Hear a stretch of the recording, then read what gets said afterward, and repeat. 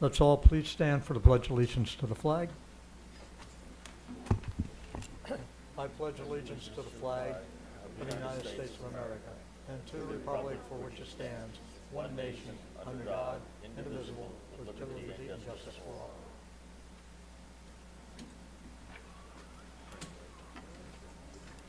Madam Secretary, may we have the roll call, please? Yes.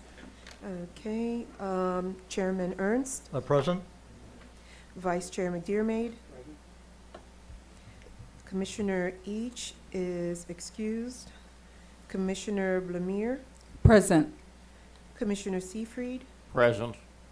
Commissioner Clark is also excused, Commissioner Bobb, and Commissioner Besson. Present. We have quorum, sir. Thank you very much, Madam Secretary. Do we have any amendments to the agenda, staff? Good evening, Mr. Cook. No, sir, Mr. Chairperson. Thank you very much. Call for approval of minutes for May 7th Planning Commission meeting.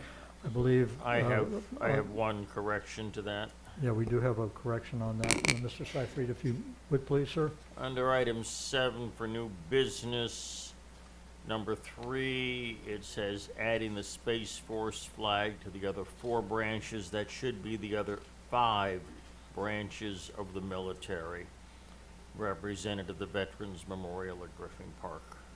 It should be 5, not 4. Having said that, I move to adopt the minutes as corrected. So noted. Second. And second by Mr. McDermott. All in favor, say aye. Aye. Nay? None? Motion to approve the minutes is passed. Communications, I believe the next Planning Commission meeting is July 2nd, 2024. At this time, do we have any items planned for that meeting? We do. We do. All right, thank you. Next, on communications, I know we have requested an update from the Parks Department on the tot lot at 125th Street and Northeast 2nd Avenue and Cagney Park on 135th Street. If there's someone here from the Parks Department or Mr. Cook. Actually, Mr. So, thank you, Mr. Chair. Yes, yes, If sir. we could revisit next meeting, I was placed on the agenda to see if you were going to have the meeting on the 2nd, or do you want to look at having it at another date, since that's the week of the 4th of July? I'd like to hear about it as soon as we can, if we can have them be present on July 2nd. The 4th being on a Wednesday, I don't see a conflict.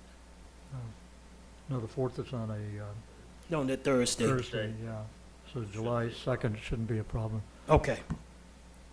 And if you could, get in touch with them, and let them know, we would like to get that summarized, because it's been an ongoing situation where there has been delays, and, we'd like to get updates on it as soon as possible. Thank you. Do we have any Yeah. continued public hearings? Continuing. So, as it relates to Parks and Recs update, the director's not available this evening, but she's forwarded us some information that you requested, specifically dealing with Cagney North. Okay, They saying the design has been finalized and the construction of the project bid has been received.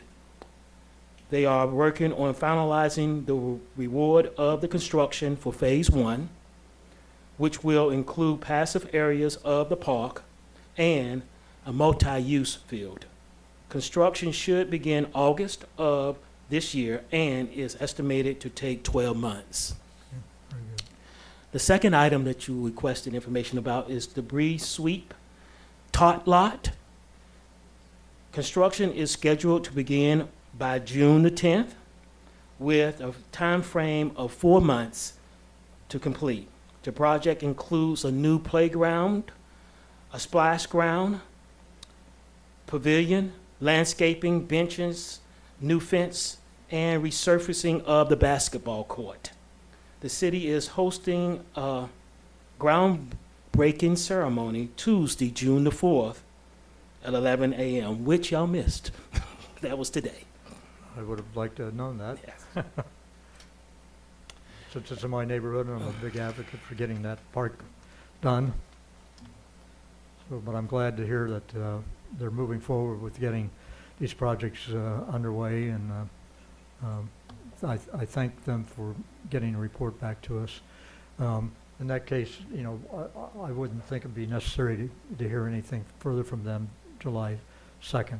So, you know, we don't have to schedule any sort of report from them on that date if anybody doesn't object to that in the commission.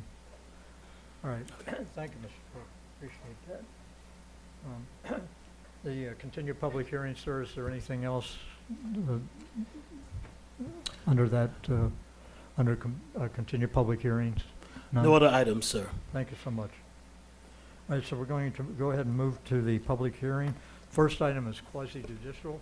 I'm going to go ahead and read it in, Counselor, and then we can go ahead and swear everybody in. First, or would you like to go ahead and do your Summary, summary? yes, since it applies to the first two items. Okay, Yeah. all right, good. Okay, so this is a summary of quasi-judicial procedures which apply to applications on specific parcels of land, like the conditional use request on tonight's agenda. The commission will sit like a court, hence the term quasi-judicial, reviewing the facts presented at the hearing, applying the adopted rules as explained by staff in the staff report and verbally. Commission members can make site visits but must disclose the evidence upon which they intend to rely from that visit. Commission members will disclose at the beginning of the hearing whether they have had communications with individuals on behalf of the applicant or otherwise, including who the communication was with and what the topic of discussion was. All persons intending to speak to the commission will be sworn by the clerk. The staff will make a presentation and the commission may ask questions. The applicant will make a presentation, including expert witnesses, if any, and the commission may ask questions. When the public hearing is open, the public can make comments on the application limited to 2 minutes each. Citizen testimony must be fact-based, not opinion. Commission may ask questions, and the applicant's attorney, if any, may ask cross-examination questions. Members of the public can decline to be cross-examined. Staff may present additional testimony to supplement or rebut arguments made. The commission then deliberates based on the evidence presented. Commission's decision must be based on competent, substantial evidence, meaning based on the record, staff presentations, expert presentations, and fact-based comments by citizens according to the standards for approval set forth in the city code. The commission may approve, deny, or continue the item. While staff previously read into the record emailed or mailed comments or letters, since they are not competent substantial evidence, for example, not sworn testimony subject to cross-examination, the board's decision cannot be based on what is contained in the comments or letters, but they can be used to identify issues and help identify sources of information that do contain competent substantial evidence upon which a decision can be based. Written comments or letters submitted before the meeting are part of the record and available for review by the commission. Lastly, we ask each of you to treat this proceeding with respect and proper decorum, no calling out, interrupting speakers, or disrupting the proceeding. Please give this proceeding the same dignity and respect as if you were in court. Disruptions are prohibited and enforceable pursuant to the city code. Please also silence your cell phones. Thank you. Thank you very much, Mr. Holm. So at this time, I'm going to go ahead and read in the first resolution on the agenda tonight. It's PC 1789, a resolution of the mayor and the city council of the city of North Miami, Florida, approving an application for a conditional use permit in substantially the attached form for proposed a mixed-use 20-story 76-unit apartment units with 139 hotel rooms, 3,700 square feet of retail space, and an integrated parking garage with 273 parking spaces on parcel of real property located at 1401 Northeast 123rd Street, identified with Miami-Dade County Miami-Dade County folio number 06-2229-047-0020, and totaling approximately .51 acres in accordance with the Article 3, Division 4, Sections 3-402 through 3-407, Article 4, Division 3, Section 4-310 of the City of North Miami Code of Ordinances, Chapter 29, entitled Land Development Regulations, providing for an effective date and for all other purposes. So at this point, I'll ask if we can, if we have any commissioners that need to disclose any contact with anyone, or has discussed this with anyone. Seeing none, hearing none, we'll go ahead and move forward to the staff report. Staff? Why Do don't we we have- swear everybody in, Oh, since that okay. includes staff as well? You're correct, sir, sorry. okay. Anyone who chooses to speak on the topic, I would ask you to stand, take the oath at this time, if you plan to speak on this. Everyone? Thank you. Okay. Do you swear or affirm that the testimony and evidence you are about to give will be the truth, the whole truth, and nothing but the truth? I do. Okay. Thank you very much. Thank may you be very much. seated. Good evening, Commissioners and Madam, Mr. Chair. Derek Cook with the Development Services Department, Assistant Director. As was stated and read into the record, the item before you is a conditional use permit for the property generally located at 1401 Northeast 123rd Street. The request before you is a conditional use to allot 63 floating bonus units and to allot 3,700 square feet of non-residential floor area pool for the commercial use. As stated, the property is located at 1401 Northeast 123rd Street. The property size is 22,099 square feet, approximately .51 acres. The current use is an auto shop. It is zoned R6 with the overlay of the North Miami Transit Station Overlay District. And also on the future land use map, it is designated as high-density residential and North Miami Transit Station Overlay District. That district allows for a maximum height of 200 feet and a density of 150 units per acre. The proposed is a 20-story building with 76 residential units and 139 hotel rooms. The structure will house 273 parking spaces, include 3,700 square feet of retail space, a public passive open space area to the west and to the south side of the property. It also will include enhanced stormwater requirements, which was 10% above the minimum requirement. The economic impact is estimated of 912 short-term direct and indirect jobs during the construction period of 2 years. It's estimated to generate approximately $34.8 million in wages. The ad valorem anticipated is $5,000 and $10,000 annually, with impact and permit fees of approximately $5,600. No, your report says 560,000. I believe, What did yeah, I say?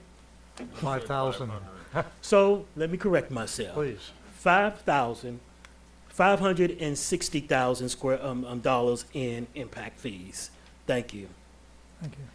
The conditional use permit has conditions of this capacity. Is required development review committee review, construction and maintenance of a 10-foot sidewalk along Northeast 123rd Street, all utilities underground, a certificate of use and business tax receipt must be obtained before opening of the property. It must provide LEED certification or equivalent certification prior to the certificate of occupancy, and provide sustainable commitments, low-impact development activities. The anticipated Development Review Committee is to be determined, and City Council site plan approval is to be determined. Additionally, there are some additions that staff need to have included that was excluded as part of the report and the conditions. One that was not indicated in the report is that operation and maintenance, that the owner or successor of the assigned and title is bound to this CUP and shall continue to operate and maintain all areas and functions and facilities as depicted on the approved precise site plan unless otherwise released by mayor and city council.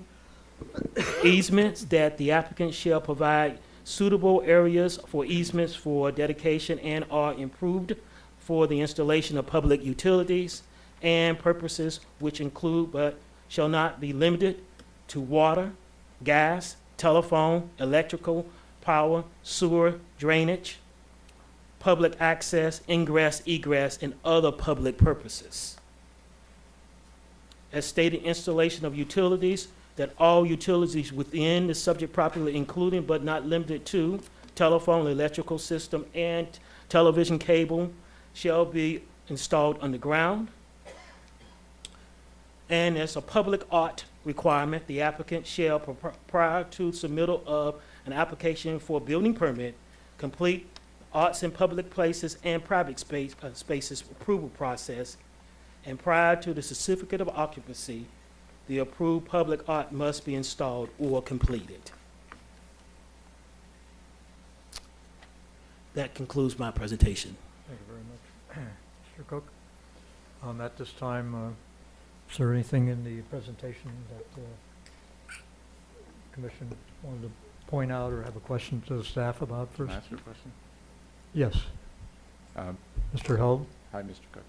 So my question, and I haven't been part of a project that dealt with how this city handles it, the 10-foot sidewalk.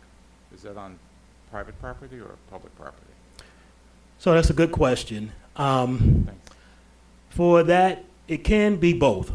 You know, you have the standard 5-foot property sidewalk in the right-of-way, and if it requires for them to have that other 5 feet within their property, then a dedication would need to take place, that they need to coordinate with the Public Works Department, which would be executed in the Development Review Committee process. Okay, great. Thank you. So who would be responsible for maintaining that portion of the city sidewalk? They would be responsible They will for be. it. Cleaning it or repairing it? Yeah, the condition requires an installation and maintenance agreement approved by the Public Works Department, and I assume that gives All right. them the obligation. Okay, very good, thank you. Okay, any other comments or questions? I'm going to go ahead and let the petitioner come forward, make his presentation. As you settle in there, please state your name and address for the record, and welcome.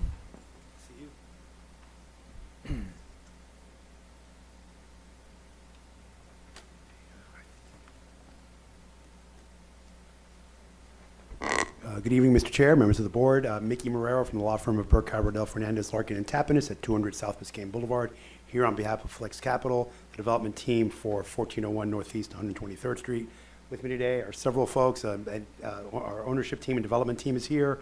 We have Marcelo Ramirez and Manuel Del Monte from Siskovich Architects, and Ian Reardon from Kimley Horn, should you all have any traffic or other engineering questions. I got to tell you, we're very excited to be part of this project because we always hear about transit developments, mixed-use projects, and a lot of those projects strive to hit certain elements of those goals. Here, we were blessed to be provided with an opportunity to have a project that really sort of, in my opinion, hits a home run when it comes to transit and accessibility. Our clients became interested in the site because news of the development of the extension of the Bright Line came about, and we've been working, along with the development of the site plan and working with your staff, we've been working very closely with the county and talking to the Bright Line folks and the county folks in transportation that are working with Bright Line to make this a reality. This project is really a true transit project. First thing that we suggested and the team was very excited to do, we brought Siskovich Architects into the group. They are well-known for their transit-oriented projects. They've worked on multiple stations. They've worked on major mixed-use development projects that are urban and transit-oriented, and we felt they were the perfect firm for this project. And they jumped right into it, and we've been working together with the county and with the city to make this a reality. Taking full advantage of the city's transit overlay district, which allows 150 units an acre. We only have 0.51 acres, so we'd love to have more residential here, but we're doing the most that we can, and the balance of that vertical is hotel. The commercial that is on the ground floor is also geared to the transit. We're proposing, this is not set in stone, but the idea is to have coffee shops, bike rentals, things like that, that are really, really compatible with the Brightline station. And just to make it clear, we're 300 feet away from that Brightline train. So it's really, we don't need to get a freebie or an Uber. The folks living in this building, staying in this building, or otherwise working and using this building can walk and, hit the train very quickly. So it's exciting that the proximity gives us this unique opportunity. In addition to that, one thing that we became aware of pretty early on, one of the potential deficiencies that Brightline was facing was a lack of parking for the station. And our team, in conjunction with the county, offered to provide some of that, to relief for some of that need. And in addition to the spaces necessary for the uses within our project, we've committed to provide 59 spaces to serve the Brightline. So of the 273 spaces that are going in the project, 59 of those are going to be reserved for Brightline users and folks to use the train. So with that, we're here to answer any other questions you have. I'd like to turn it over to Manny and Marcella to go through their design. And like I said, our traffic team is here to answer questions if you have questions on traffic. And we'll love to have a discussion with you. But it goes without saying, we're thrilled to work with your staff on this. We're comfortable with the conditions they've proposed, and we're really excited to make this a reality. So with that, I'll turn it over to the Siskovich team. Good evening. Go ahead and state your name and address for the record, please. Hi, my name is Marcela Ramirez. My address is 126 Southwest 17th Road. I'm here with Siskovich Architects. There we go.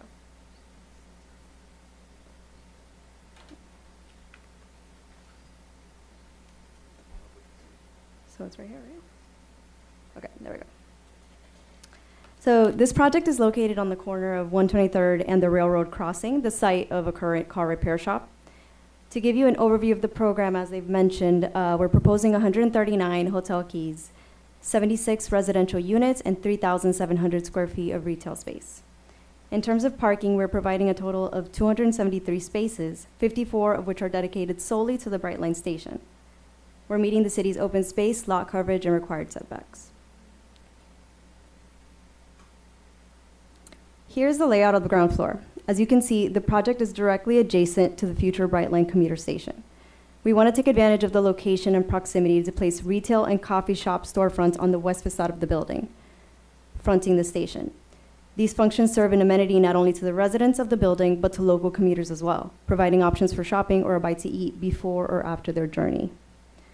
Just north of the retail is the loading entrance, located on the access road and away from the main street, keeping 123rd uninterrupted for servicing of the building.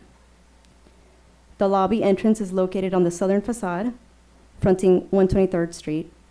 On the southeast corner, we're also proposing a space for indoor bike parking that serves residents as well as local train patrons that want to bike to the station and park their bike there. These elements not only activate the street, but also enhance the connections to multimodal transportation solutions. The parking garage is also accessed on 123rd through a speed ramp that leads to the parking above. Here on the left, you could see a section that shows you how the programs are distributed vertically throughout the building. The parking ramp leads you to the podium where there are 8 levels of a split ramp garage, containing a total of 273 spaces, 54 of which are for exclusive use of the Brightline station. Above the garage, on the 9th level, is a landscaped amenity deck with a pool, as well as some private enclosed amenity and hotel units.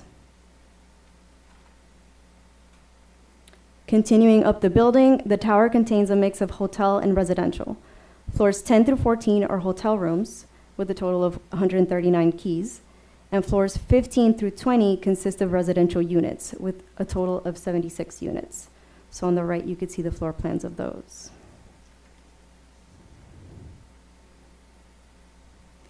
Finally, the rooftop contains a deck with gardens and space for mechanical back of house. Rooftop gardens are not only appealing, but also decrease the surrounding air temperature, provide natural insulation, and reduce a building's energy use, making this a sustainable addition. Other sustainability methods incorporated in the project include native landscaping and bioswales, amongst others. The design concept takes inspiration from movement and mobility in response to its relationship to the station. In the elevations, you can see how the balcony placements and the roofline evoke rhythm and create a unique visual identity. In this conceptual 3D visualization, you can also see the facade articulations break up the massing of the building. The garage screening incorporates varying meshes to animate the facade and give a sense of pattern and scale. Elements of signage are incorporated as well for a holistic architectural scheme. In this close-up rendering, you can see the visual link between the building and the future Brightline station. The ground floor features storefront glass, overhead canopies, and signage that creates a grand entrance and activate the street. Landscaping and paving contribute to the curb appeal, resulting in an overall design that's interesting and visually inviting. Thank you. Thank you very much. Is there another member of your team for presentation? Thank you, Marcel. That concludes our presentation in chief. We have our traffic here to answer questions, our architecture, any other questions you may have, we're available. Certainly. Thank you. I'm going to go ahead and open up the public hearing. Anyone wishing to address this item can come forward. Public hearing is now open. Anyone speaking will have 2 minutes to make their presentation, so please come forward. Okay, I see one lady. Good evening, go ahead. And sir, if you want to go ahead and step over to this podium and wait, we'll let you go ahead first, I'm ma'am. Maria Werlau. My address is 1470 Northeast 123rd Street. I'm at the Greenwich condominium. And I don't have a presentation or a testimony. I have questions. As a resident of North Miami, I am very alarmed at the impact that all these new structures are having in the quality of our life, the traffic that we are facing. I'm not an urbanist, so I imagine that there's impact studies on traffic, on water, sewage, and other services. And those are the questions I have. I don't have anything specifically against this facility or any other. It's just the proliferation of new buildings. There's several already that are to be inaugurated, and we have not seen the impact of that. And then we have a 2-year construction for this building. So that is a question, and that is what I would like to know today. Okay. Thank you very much. Sir, please state your name and address for the record. Andrew Russell, I'm at 1090 Northeast 132nd Street. If I could say everything she said again. And the pictures, the diagrams there specifically are missing, importantly, west of there is a 4-way stop, railroad tracks, and then an angle 4-way stop. So it's quite messy there already. I just was past there. 125th going west really gets backed up. So I'm concerned about traffic. There's no specific mention of that at all here. I think it should be considered before any vote, really. Thank you. Okay, thank you very much. Good evening, sir. Please state your name and address for the record. Good evening. Sean Friedel, 1035 Northeast 133rd Street, North Miami proud. So after seeing this proposal, I will say I'm not a construction expert. I'll try to keep all of this fact-based. I'm not a construction expert or a permitting expert, but half an acre would, at 150 units per acre, is roughly 75 units. So from my pedestrian math, this proposal is almost triple density, considering also that this is already high-density zoning. Before coming here, I visited the North Miami website. Within a 2-mile radius of my home, I saw that there are over 3,600 living, and I believe they're rental, units currently in construction. Before coming here, I tried to go to Whole Foods. Traffic was backed up west of the railroad track, all the way from Biscayne Boulevard. I sat through numerous cycles of traffic lights. That intersection is immediately adjacent to this property and to, of course, the Brightline station. 14th Avenue is backed up in the morning due to school traffic. You could sit there for multiple cycles of lights before you can even move on 14th Ave. That is literally the street coming into this property. Fortuitously, I see that this board last month approved 2,200 additional living units. So now we're closing in on 6,000 living units, potentially soon to be in construction. We can already see that they are changing traffic patterns due to congestion, i.e. West Dixie, 135th Street, for example. Those 6,000 units have 0 occupants right now. What will this neighborhood look like when those buildings are fully occupied? Sir? This is the planning board. Sorry, I need you to wrap it up, please. The 2 minutes have. What is the plan? This city has not seen building growth like this ever, and I'm a North Miami native. Thank you very much. Thank you, sir. Anyone else wishing to speak on this item, please step forward. Okay, hearing none or seeing none, I'm going to go ahead and let the petitioner present the rebuttal and Yes, answer some of the questions. Go ahead, sir. thank you, Mr. You have Chair. the floor. So Yeah, I'm going to go ahead and close the public hearing. okay. Public hearing is now closed, and you may begin your rebuttal. Thank you, sir. So again, just very briefly to respond, this application, this project, very specifically and targetedly responds to the city's, desire for transit-oriented development. They created a district in this area with the anticipation of the Brightline station, as many other municipalities in Miami-Dade County are doing, to address the incoming transit. To be clear, that transit is addressing a traffic problem. The idea is to put density in places strategically located to serve the station. This project caters to, ideally, young professionals or other individuals that want to use transit. The idea is to get people moving around the county, not just on the current Brightline and the current Metro Rail lines or the Tri-Rail, but to expand it further, like in other cities in this country where transit is a reality and it actually works. That's obviously an ambitious goal, but it's only going to be realized with projects like this that are developed with transit in mind. So while it is denser than some other projects you've seen, it's also responding to we're not requesting variances here. The height is within what's proposed in the district. This is an overlay responding to the incoming transit. With regard to traffic, like I mentioned before, Ian is here from Kimley Horn. Should you have any questions for him, he'd be happy to answer them for you. But our traffic study was submitted and analyzed by your staff and acceptable pursuant to the city code. So while we understand that this is change, we believe that this change is a good thing, and these mixed-use projects that with proximity to transit in the long term are going to have an absolutely huge beneficial impact on growth of this county and smart growth. Where, that's why they call it the smart corridor and all these things, because it's going to make traffic work better. It's going to make people move in a more efficient manner. And while some projects strive in different ways to hit those goals, this project, again, hits virtually all of them. So we're excited for it. And again, if you have any other questions for our team, we're more than happy to address those. Thank you.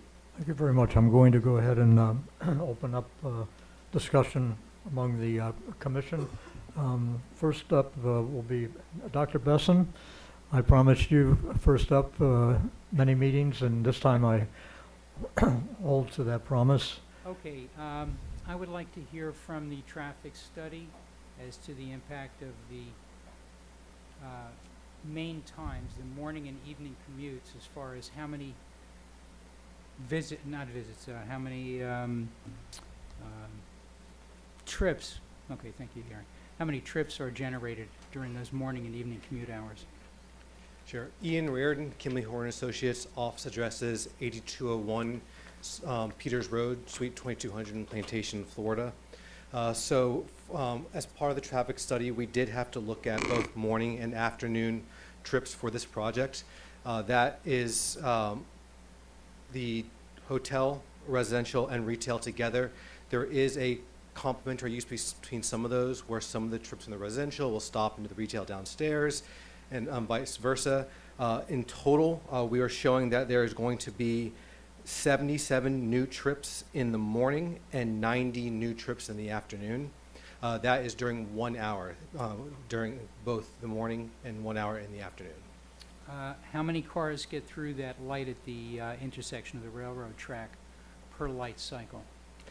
I do not have that number off the top of my head. What I can give you is how many vehicles we have per hour that are going through there today, but I don't have how many per cycle. But that wouldn't actually give us the information necessary as to how many more generations of light cycles would be required to get through that intersection. Yes, and I just don't have the answer for you right now. How you I get can the come back answer? to you with it.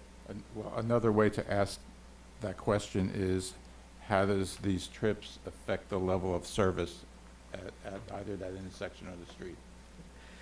So the intersections are projected to operate at level service D or better for both the morning and afternoon, which does meet the city standards. Could you define level D? I don't think everybody's aware of that. Sure thing. So they use, it's kind of like a school grading scale.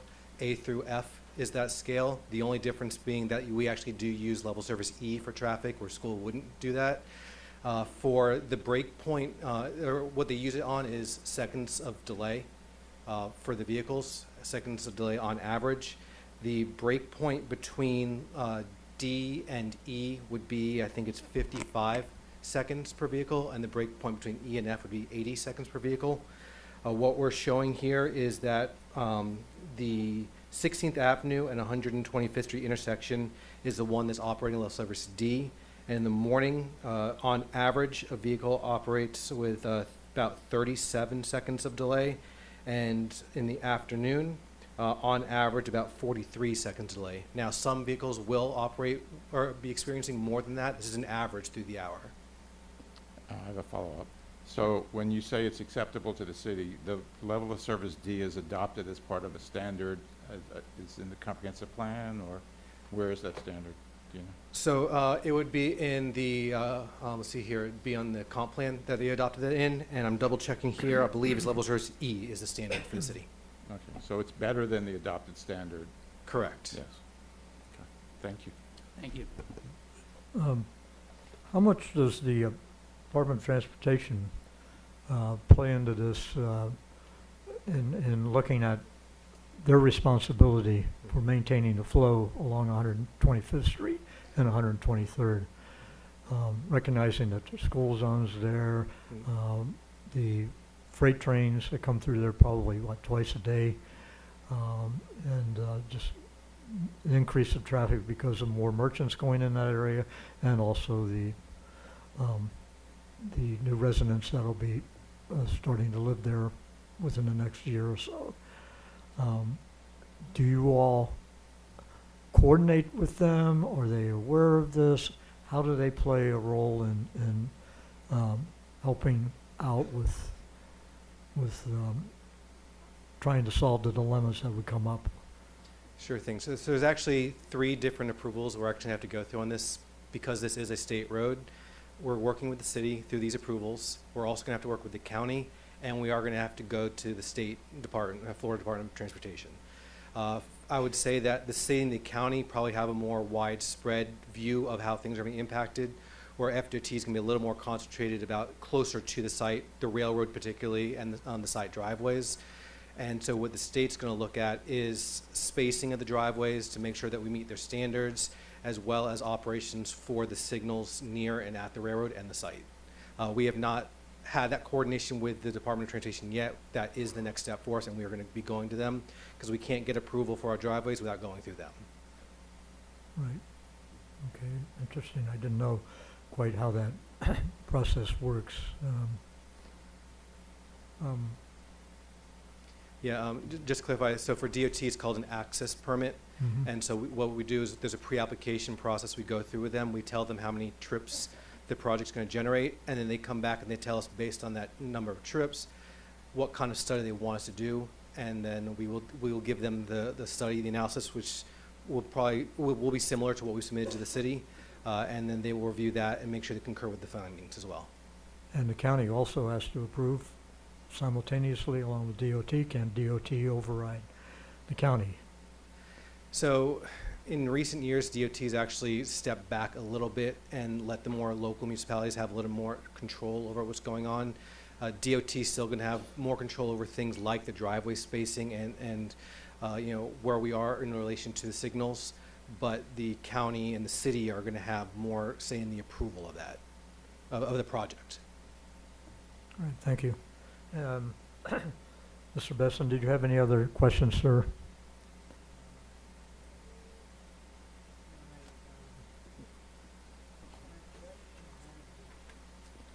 Can I question one of the public that came up to speak? Am I allowed No, to do because so? he can. All right. All right, it's a gentleman that Mr. mentioned the mathematics of the project. Would you come back up? Yes, sir. So tell me a little bit more about what you calculated. And state your name for the record again. Sean Friedel. This is 0.51 acres. Mm-hmm. The density is 150 units per acre.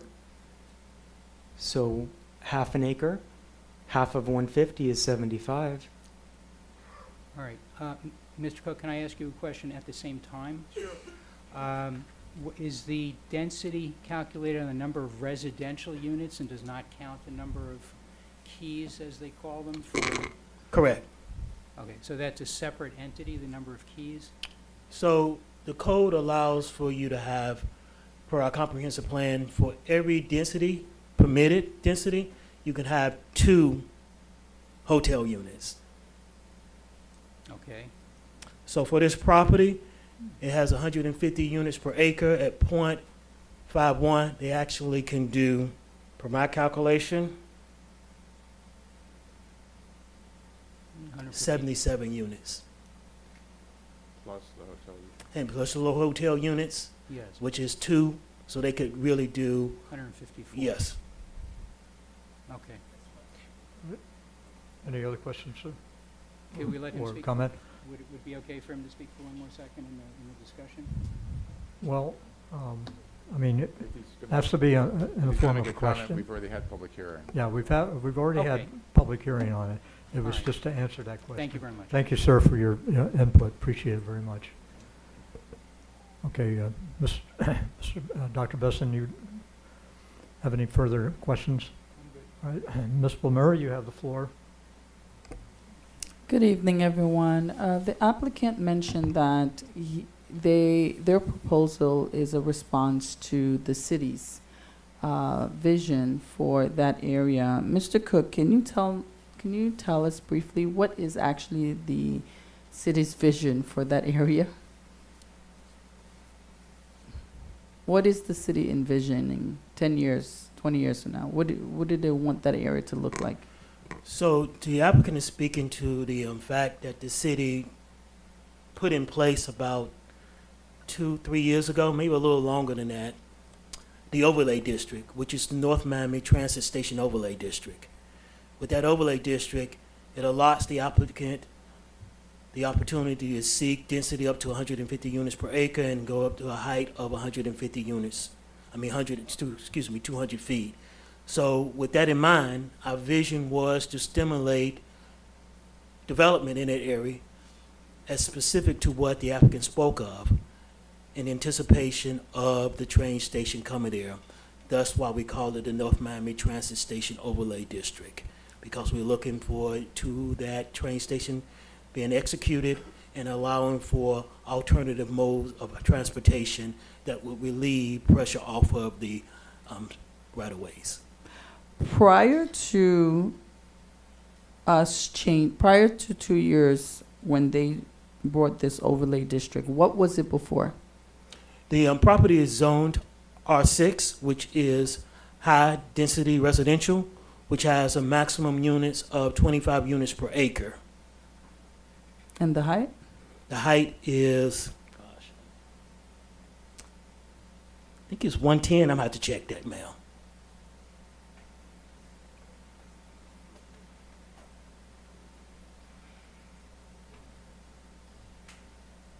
Give me a moment, please. Sure, take your time.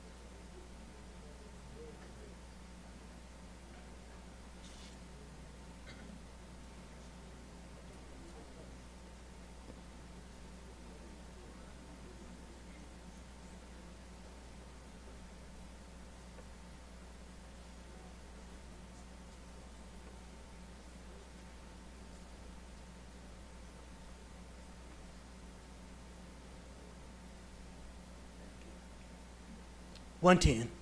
110. Okay. And this new overlay district is within our current 10-year plan? It is.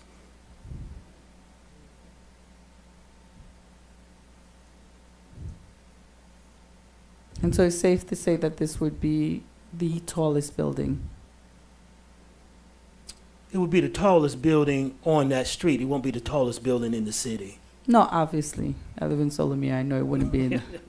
So in that area, it would be the tallest building there. Currently, yes, ma'am. I'm not aware of any other project that has proposed 200 on that street as a height. So we do not have any other project proposing this height right now. Right now.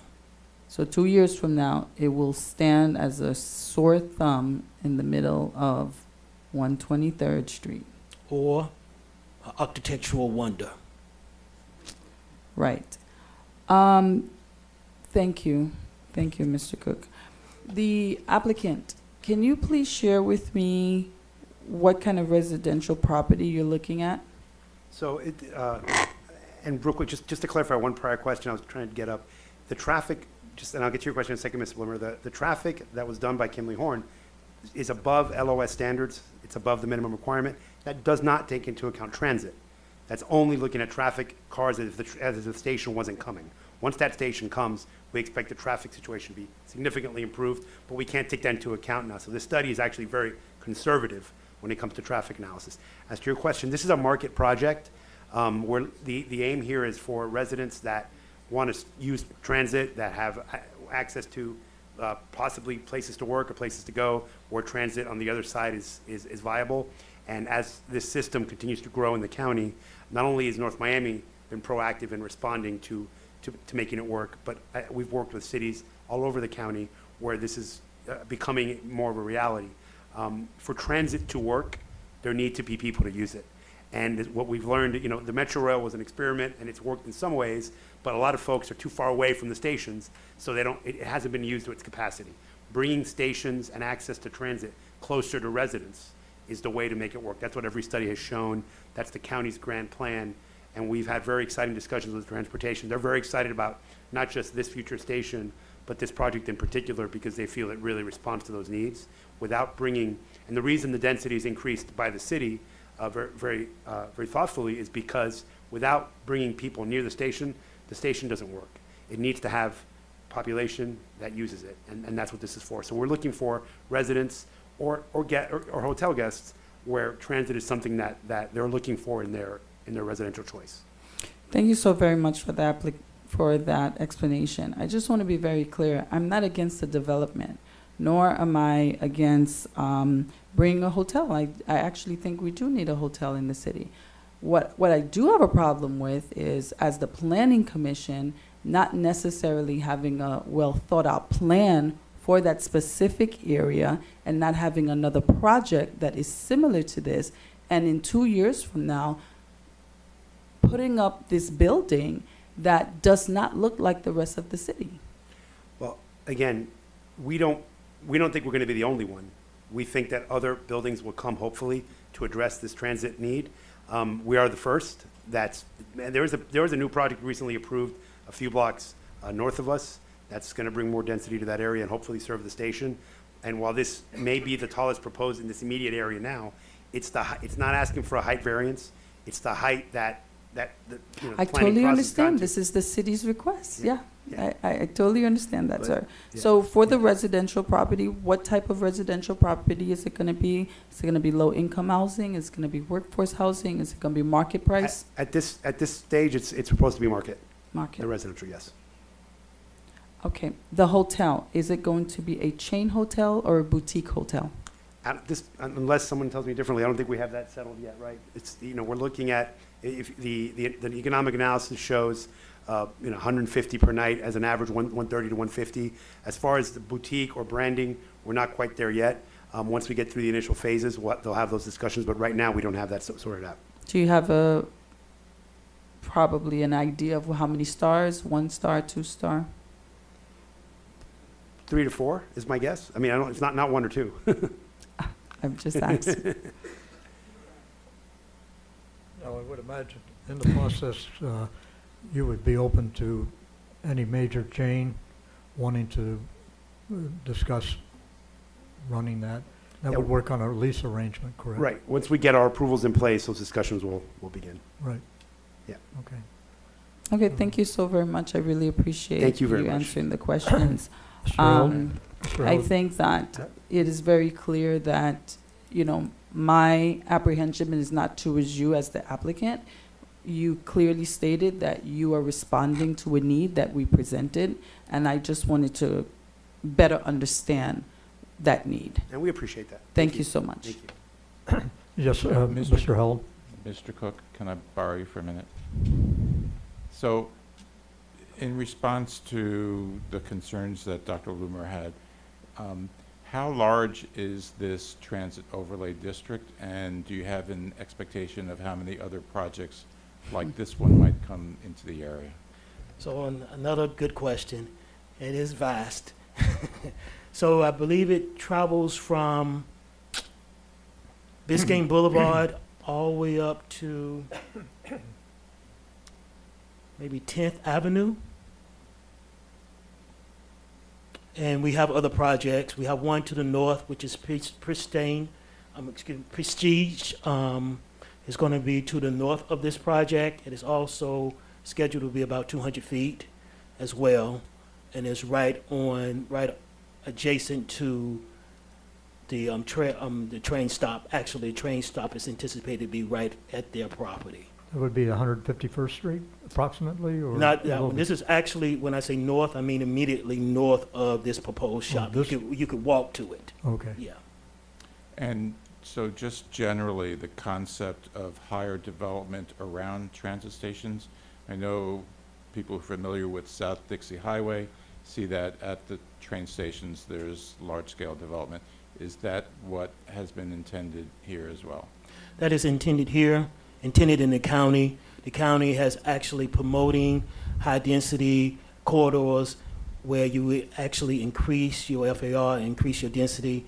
As we know, we're not trying to be Miami or anything to that effect, but Miami even go as far as not even increasing the density at their transit areas and eliminating parking requirements. All right. So I do have a height question. So it looks like the zoning chart shows maximum height of 200, if this building goes to 233. Why is the additional height permitted? So the actual building height cannot exceed 200. When you're talking about for equipment such as air conditioning and other non-occupied area, they can go up additional 20% of the maximum height, which is 40 feet, to accommodate those Equipment. equipment, yes, sir. So the top floor, if that exceeds 200, would be an equipment floor?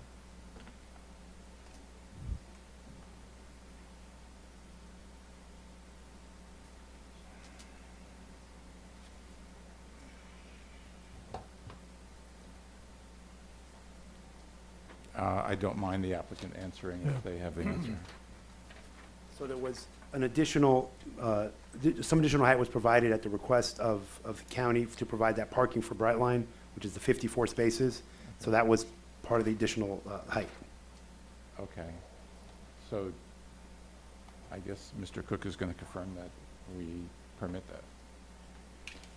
Is it our understanding, Mr. Cook, then, so parking It's spaces aren't 214 included? habitable levels. Right, habitable level Right. is correct. I think we did address that when we allowed for the increase in the height for buildings along that corridor, that the parking levels would not be included in the floor count or in the height count. We do have that in certain areas, but not specific to this area. This deviation in height would have to seek a variance to do it, or they need to come into compliance with the maximum height of 200 feet. Right. So were you aware of that as the petitioner? Were you aware of those conditions when you drew up the plan and it was, that level was set at 233 feet?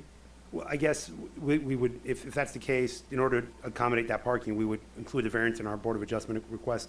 This is kind of new information, but we thought it was acceptable as it was based on our discussions. But that if, you know, it's important to us and to the county to have those spaces. So Right. we included that at a staff request, and had that discussion with both the city and the county at that time. But if we need to include it in our Board of Adjustment application, we'll include that as well. Okay. Okay, It's clearly something they can resolve after this hearing. It can be resolved Yeah, after the hearing. yes. All right, I want to make sure that, you know, it's not left hanging there, both staff. And Mr. Cook, they would work with you on that for, yes, they would have to work with us, and I would have to revisit the conversation that the representative is speaking of. I know we had conversations about doing a text amendment to do some accommodations, but nothing has been solidified at that level. So we'll see. We to Mr. Hills, we would have to continue to work with the applicant to see how we can fulfill their needs. okay, thank you. Moving along, Mr. Seifried, you have the floor, sir. Thank you very much, Mr. Chair. Question, please, for the architect. Question for the architect. This hotel facility, does it have meeting room or banquet space provided in this? That was a little bit hard for me to discern from the drawings that you submitted in the plan. The print gets a bit small. Yeah, at the moment, it just has a public amenity space. We're yet to get into the details of what that amenity space exactly is. Okay, so there's no designated banquet facility at this time. Correct. Okay. That would put it in the category of a boutique hotel then, most likely? Most likely, yes. Would it be safe to say that that would be the final rendition, or most likely be the final rendition of this structure, to just basically make it a transitory facility and not a central location for conventions or meetings or entertainment? Correct. At the moment, that's All right. All right. If that were your desire, or if changes were planned, would that affect you changing the amount of hotel rooms, rental units, spaces for retail? How would that play in, or is that pretty much off the table for your plans not to go in that direction to make it a more general use facility? like if we were to implement a banquet Or meeting rooms. or meeting rooms, yeah, it would change probably the amount of units that we would have, or reduce some of the retail space to provide space for that. And staff, would that mean that they would have to represent those plans once again, should anything be changed It in wouldn't the have to, it sign? wouldn't necessarily require them to reduce it, but they will need to account for parking for that type of use. Parking would have to be included in the plans for any additional amenity, well, I wouldn't call it an amenity, but if they had conference rooms, then in fact, they would have to add more parking spaces with what they already have, correct? That's correct. Yes, To be but s- at the moment, that's not the intention. All right. I just wanted to see how that would look down the road, should there be change of plans and all of a sudden we find something that's not what we are, that we would approve tonight. Okay, All right, thank you. As to the project itself, I really have no objections to it. It's met all of the criteria that the city established in the law and development regulations. I understand the transit overlay district. I understand what we have been trying to do. If there's one downside to this whole process of planning, it's that we're compelled to take a look at each individual isolated project on its own without regard to the larger areas. Taking a look at the drawings here, I have grave reservations about the amount of land space for this train station. It has all the earmarks of a simplified urban station, but I don't think there's enough width to build platforms on both sides with with a crossover scenario without having to redo 14th Avenue. Fortunately, we're not faced with that tonight, but at some point, that is an issue that the county and DOT are going to have to address along with FEC or Brightline or whoever comes up the pipe, because I think 14th Avenue will prove to be in need of a serious makeover when we get to that stage of the game. But I digress. Back to the project. We've been looking for a hotel in the city for a very, very long time. I recall discussions on that when I was last on commission over 20 years ago. Relative to this particular project, it's a beautiful looking building. I don't consider its viewpoint to be a negative. It'll be the first building to break that height in this location, but it certainly won't be the last. And as to the appearance of the building, I think it's positive. It certainly beats the auto repair shop that's sitting there now. So the city is changing, and we're going through a series of dramatic upgrades in a number of things. And we're trying to make changes to transit, but it's going to be painful in that part of 123rd Street once this project finally comes online. In fact, it'll be painful even during construction. But having said that, I'm prepared to support the project as presented. thank you, Mr. Seifried. Mr. McDermott, do you have the floor, sir? Thank you very much, Mr. Chairman. Basically, Mr. Seifried and Dr. Bernert stole my question, so thank you. I think this is going to be a wonderful project. All you have to do is look at what's happening with the station at Aventura and see the development of housing around that. It's a prime example of exactly how this kind of transit-oriented development is going to play out. Mr. Bob? So overall, it looks good. I think the project is, I mean, it's a little ambitious for the amount of space, but we'll see when construction takes place. Traffic is going to be a nightmare. Adding that many units onto 123rd, it's already terrible as it is. But I mean, it'll be what it is. I do think that if we're gonna replace the eyesore that is the auto repair shop, at least replace it with a hotel and residents, I think it makes sense.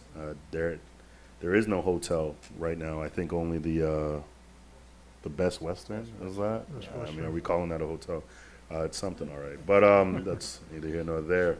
But I'll say that the project looks good, and I'm looking forward to it. I think once it's done, it'll really look good, especially because most train stations, especially in the city, they're normally right beside a high-rise, and most of the residents will just jump on and off the train and go to work. So hopefully that balances out, so any traffic that would come from the building kind of is filtered out by the train, but we'll see. But good job overall.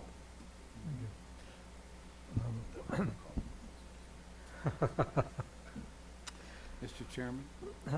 Yeah, I have just a couple of quick comments. I would hope you would have some input down the road. You mentioned it in your presentation in the design of the station, and that they would reach out for you. I'm not a big fan of some of their designs of their stations, particularly the one that they built in Palm Beach, where they had the waiting room on the second floor, and you have to take an elevator up to there and then ride back down again to catch your train. I, for the life of me, don't understand why they did that design. I think the Aventura station is the same thing, where they have the waiting room up on a second level, and you got to go upstairs, check in, and then go back down to catch the train. So I don't see that in any of the, we just don't know. But if you have some input into that, it's something to consider, not letting them. Your instincts are right, and this is, we did integrate, to some of the other comments made, we did integrate the design of the station provided to us by the county. We have had some dialogue, we'll continue to have that dialogue, and to your point, hopefully we'll have some influence. Ziskovich has worked with the county Yeah. on other elements of Because these stations. I don't think some of their designs are very well done. Right. And it needs a little bit more creativity and be able to make it more practical for the travelers. Well, we hope to to help influence that in navigate. a positive way. Yeah. Thank you. Thank you so much for that. Other than that, though, I do like the building design. I think it's very futuristic. The concept is a good blend of geometrics and your pattern layout is very well done, and I do like that. So other than that, we're going to be faced with traffic no matter what happens. It's life in South Florida, and it's a losing battle, but we can't hold up projects that are needed in this community, and I think that your project is something that is more than welcome. That finally get a nice hotel on 125th Street, and that is a good design. So in that, I'll go ahead and entertain Mr. a Chairman. motion. Mr. Chairman? Yes, Mr. Yes, I'd like to, hold on one second, so I get the PC number. 1789. Yeah, I believe it's PC 1790. 1789. 89. I'd like to move approval of the item. There's been a motion made for approval of item 17-89, I'll second. seconded by Mr. Seifried. We'll do a roll call vote on this. And that's with all staff conditions. right? Yes, Yes. I'm sorry. The staff condition. Okay. Okay. Madam Secretary, Yes. take a roll call, please. Chairman Ernst, Yes. Vice Chair McDermott, Yes. Commissioner Lemire, No. Commissioner Seifried, Yes. Commissioner Bob, and Commissioner Besson. Yes. We The have- motion passes. Motion passes 5-1. That is correct. Motion passes 5-1. Thank you all. Enjoy the rest of your Thank evening. you. Hearing on this item is now closed. We will move on to item number 2. Mr. Chair, before we do that, I have a question for staff about the traffic studies, whether they can actually be provided separately, because it's so hard to maneuver through the agenda. Mr. Cook? I heard a comment earlier that I agreed with about including the traffic studies in the agenda.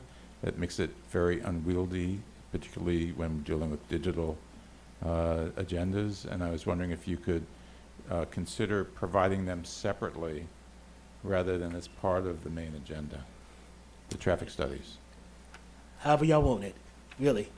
I don't, we are here to accommodate you to make it as easy as possible so Yeah. you can review the plans. I mean, we all agree that Yes. it becomes a part of the record, Right. but for practical purposes of conducting our meetings, you know, I mean, if we there's- can send it at the same time, but as a separate, Yes. separate document. right, It's- yeah, that would- Great. that Thank you. we would appreciate that. I don't think there's any objection to that from anyone on the planning board. All right. Any other items there? Mr. Held? We've answered that one. No, sir. Thank you Thank very you. much for accommodating that request. Yes, thank you. Okay, we're moving on to PC 17-90. This is a resolution of the mayor and the city council of the city of North Miami, Florida, approving an application for a conditional use permit in substantially the attached form for a proposed mixed-use development consisting of an 11-story, 240-unit residential building with 22,127 square feet of ground-level commercial space and 339 parking spaces on a 2.74-acre parcel of real properties located at 12830 Northeast 6th Avenue, 12840 Northeast 6th Avenue, and 575 Northeast 127th Street, and identified with Miami-Dade County portfolio numbers 06-2230-024-0330, 06-2230-024-034-0, and 06-223-0-024-0310, in accordance with Article 3, Division 4, Sections 3-402 through 3-407, Article 4, Division 2, Sections 4-202, Sections 4-203, parentheses A, close parentheses, Sections 4-203, parentheses B, close parentheses, and Section 4-205, and Article 4, Division 3, Section 4-303, Section 3-305, and Section 4-306 of the City of North Miami Code of Ordinances, Chapter 29, entitled Land Development Regulations, providing for an effective date and for all other purposes. On this item, again, I will ask for a disclosure from any commission members. If anyone has had any discussions prior to this meeting with petitioners or anyone who wanted to address this. Hearing none, seeing none, So, I'll go Mr. ahead Chair, and, I think the way we swore people in on the first item, it was limited to that item rather than for all of the items that are on the agenda that are quasi. So I think we need to ask who's going to be speaking on this item and swear them in again. all right. So if you did stand up before on thinking that you had stood up for this item up now, we'll have to do that again if you wish to speak on this item. You will have to be re-sworn in. Okay, so anyone speaking, please stand. All right. Let's wait until everybody gets up. Make sure that we get everybody accountable. Very good, okay? Okay, thank you. Thank you, sir. Do you swear or affirm that the testimony and evidence you are about to give will be the truth, the whole truth, and nothing but the truth? I do. Thank you. Thank you very much. Mr. Cook? Thank you, Mr. Chair. I'm Derek Cook with the City of North Miami Development Services Department. As stated by the chairperson, the item before you is a conditional use permit process for the property generally located at 12840 Northeast 6th Avenue, 12830 Northeast 6th Avenue, and 575 Northeast 127th Street. The applicant request is to allot 239 floating units from the bonus pool.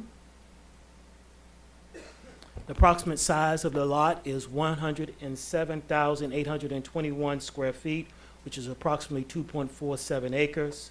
The current uses at the property is an individual parcel, a private school, a church, and a single-family residence. The zoning for the property is R2, C3, the neighborhood redevelopment overlay boundary, the planned corridor development, and the future land use map designations is the low-density residential, central business commercial, neighborhood redevelopment overlay boundary, and planned corridor development overlay. The neighborhood, the NRO, allows for a maximum density of 90 units per acre and a maximum height of 90 feet by right. Through incentive, it can go up to 140 feet.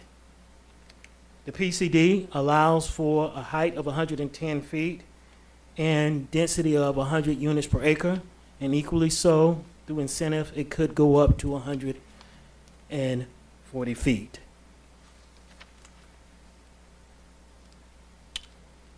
The applicant is seeking to develop 11-story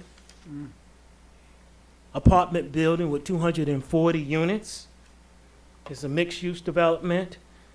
It would contain, as correction, the title said it had 339 parking spaces. It's actually 366 parking spaces. The title also indicated it was 22,127 square feet of commercial area. It's actually 20,822 square feet of commercial area. That is with the update of the plans that was received. It also will promote active street areas and active screening. It would have an enhanced pedestrian experience with new landscaping and cantilevered canopies that will provide shading. The building would need to be certified green or LEED, and they will provide enhanced stormwater requirements, which is 10% over the minimum requirement. The economic impact is anticipated to have 711 full-time and part-time jobs, which is anticipated to generate $27.16 in wages. The ad valorem taxes is anticipated at $427,500 annually. The impact and permit fees is approximately $560,000. The affordable housing for the units they will be providing will be between 80 and 140. Per my conversation with the applicant, I believe that's going to be actually 120, correct? 120, not 140 of the AMI. As you know, that's the area median income, and that's based on the county. And the county's area median income, as noted here, is a little more than $79,000. The conditional use would have these conditions. It will need to go to the Development Review Committee. Construction and maintenance of a 10-foot sidewalk along Northeast 6th Avenue. They will need underground all utilities. A certificate of use and a business tax receipt is required.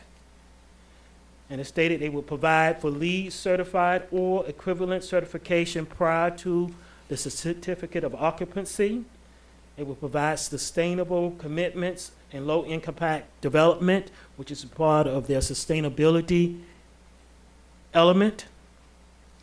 And I also would like to include as I did with the last applicant, 4 elements that were missing from the conditions they would need to meet, that was also going to be included as part of their resolution that was go before city council.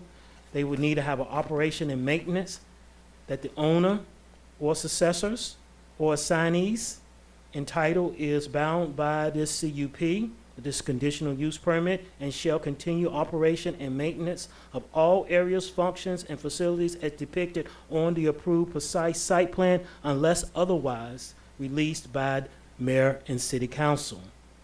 Easements, that the applicant shall provide suitable areas for easements for dedication and are improved for the installation of public utilities and purposes which include but shall not be limited to water, gas, telephone, electric power, sewer, drainage, public access, ingress, egress, and other public purposes.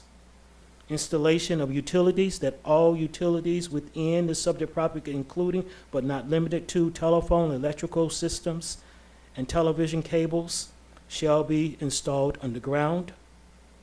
Public art, that the applicant shall, prior to the submittal of an application for building permit, complete arts in public and private spaces approval process, and prior to the certificate of occupancy, the approved public art must be installed or completed.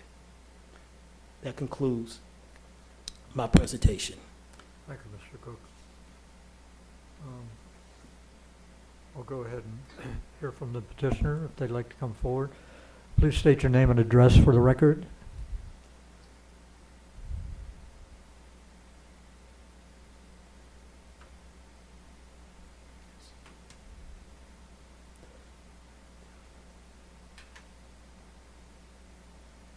Good evening.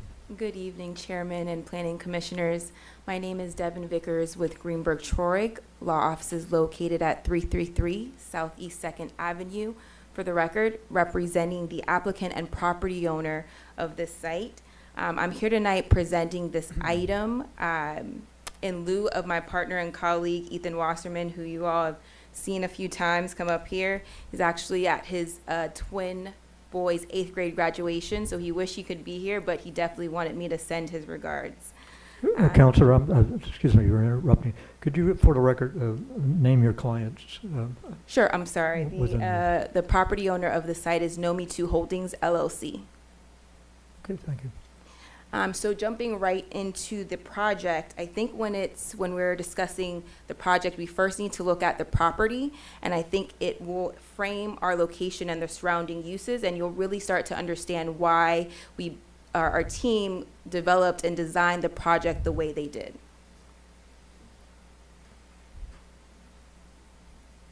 And so as you can see, our site, I'm sure you all are pretty aware of where the site is since it's just a few blocks from here. The unique thing about this property is that it is within close proximity to 3 major commercial corridors within the city.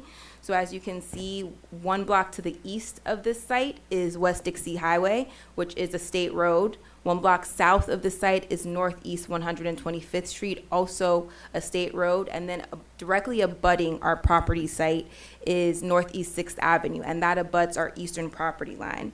And so all of these state roads are designated as major commercial corridors within your city's comprehensive plan. And as a result, these areas around those major commercial corridors are also located within what the city describes as the planned corridor development overlay.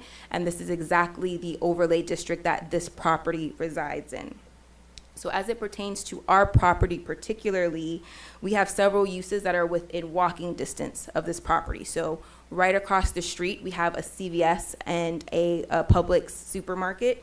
To the south, we have a Walgreens and several thrift stores. And then not even within 2-block radius, we have several local businesses, small businesses, from medical and dental offices to a doggy grooming center, as well as a tax business. So there are several different commercial and retail operations that are surrounding this exact site. So when we're looking at the exact budding uses to this property, as we go north of the property, there's an existing two-story apartment building. To the west, we have a mosque and a few single-family housing. And so when you're looking at the context of this property, before we even talk about the project, I think it's important that you recognize that we are in a prime mixed-use location, where to the east of Northeast 6th Avenue, we have intense commercial uses, and then to the west, we do have lower-scale residential uses. And so turning to the actual design of the project,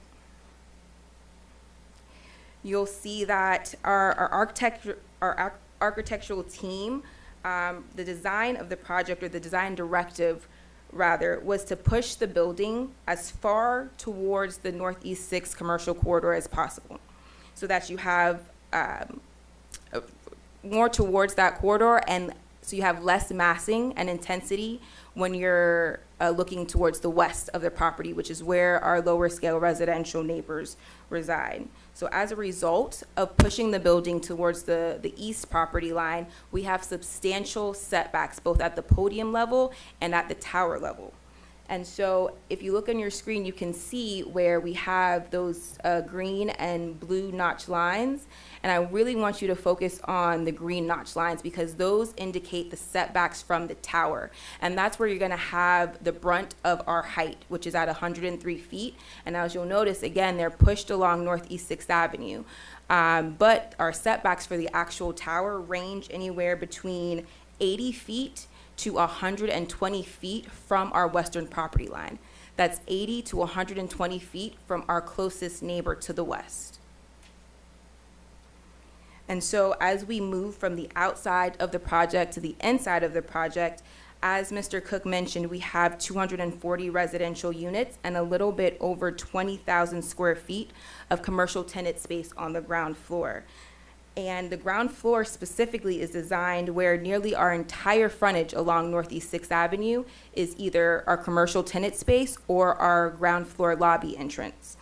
And so as you'll see through some of these renderings, our design team really took the effort in making sure that that commercial space has tons of glazing, has not just glazing, but that the 10-foot sidewalks that abut this commercial space is activated. So you have the commercial space, but you have these large sidewalks that are activated with several pedestrian amenities, from benches to street trees to appropriate lighting, to making sure that you have this activated pedestrian right-of-way, where that lends to a really activated commercial space that we hope that will not only lend to successful commercial space on this site, but also lend to providing commercial success for the surrounding commercial uses around this area. So as we go vertical, I want to point out that out of the 240 units that we have in our podium, so that's from floors 5 through 11, out of 240 of those units, 150 of those units are 2-bedroom units, where the rest are 1-bedroom units. And this is unique because most of the projects, I believe, that come before you, it's kind of vice versa, where you see a majority of the units are studios or 1-bedrooms.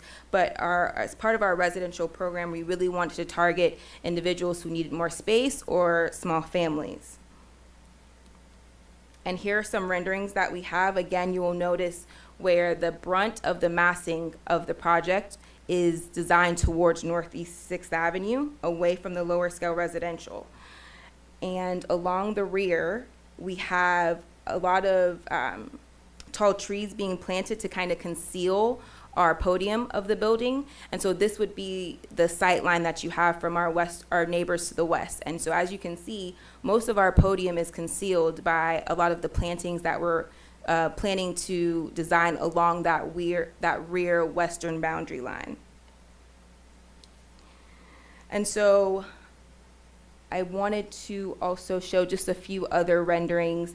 This is the ground floor space that I was talking about, these large sidewalks that are activated not just with the commercial space. This is also our anchor retail that's going to be on the corner, or that we're hoping to be on the corner of Northeast 6th and 127th Street. And so now that I have talked a little bit about the design, I want to move on to what we believe or truly believe is what makes this project really special. And those are the public benefits. And so I'm going to discuss 4 particular public benefits that we're providing as part of this project. And so one of them is going to be a public pocket park. The second one is local source hiring. The third is, of course, the economic impacts that this property or this project will provide. And then last, our workforce housing commitment. So first off, our public pocket park. We're designing this project with nearly a 10,000 square foot public pocket park that will be located at the rear of our property. And so as part of this park, we're planning on installing plenty of landscaping, walkways, benches, and appropriate lighting, because we really want to make this passive park space a place that residents from the surrounding neighborhood can come and enjoy and really just get a breath of fresh air.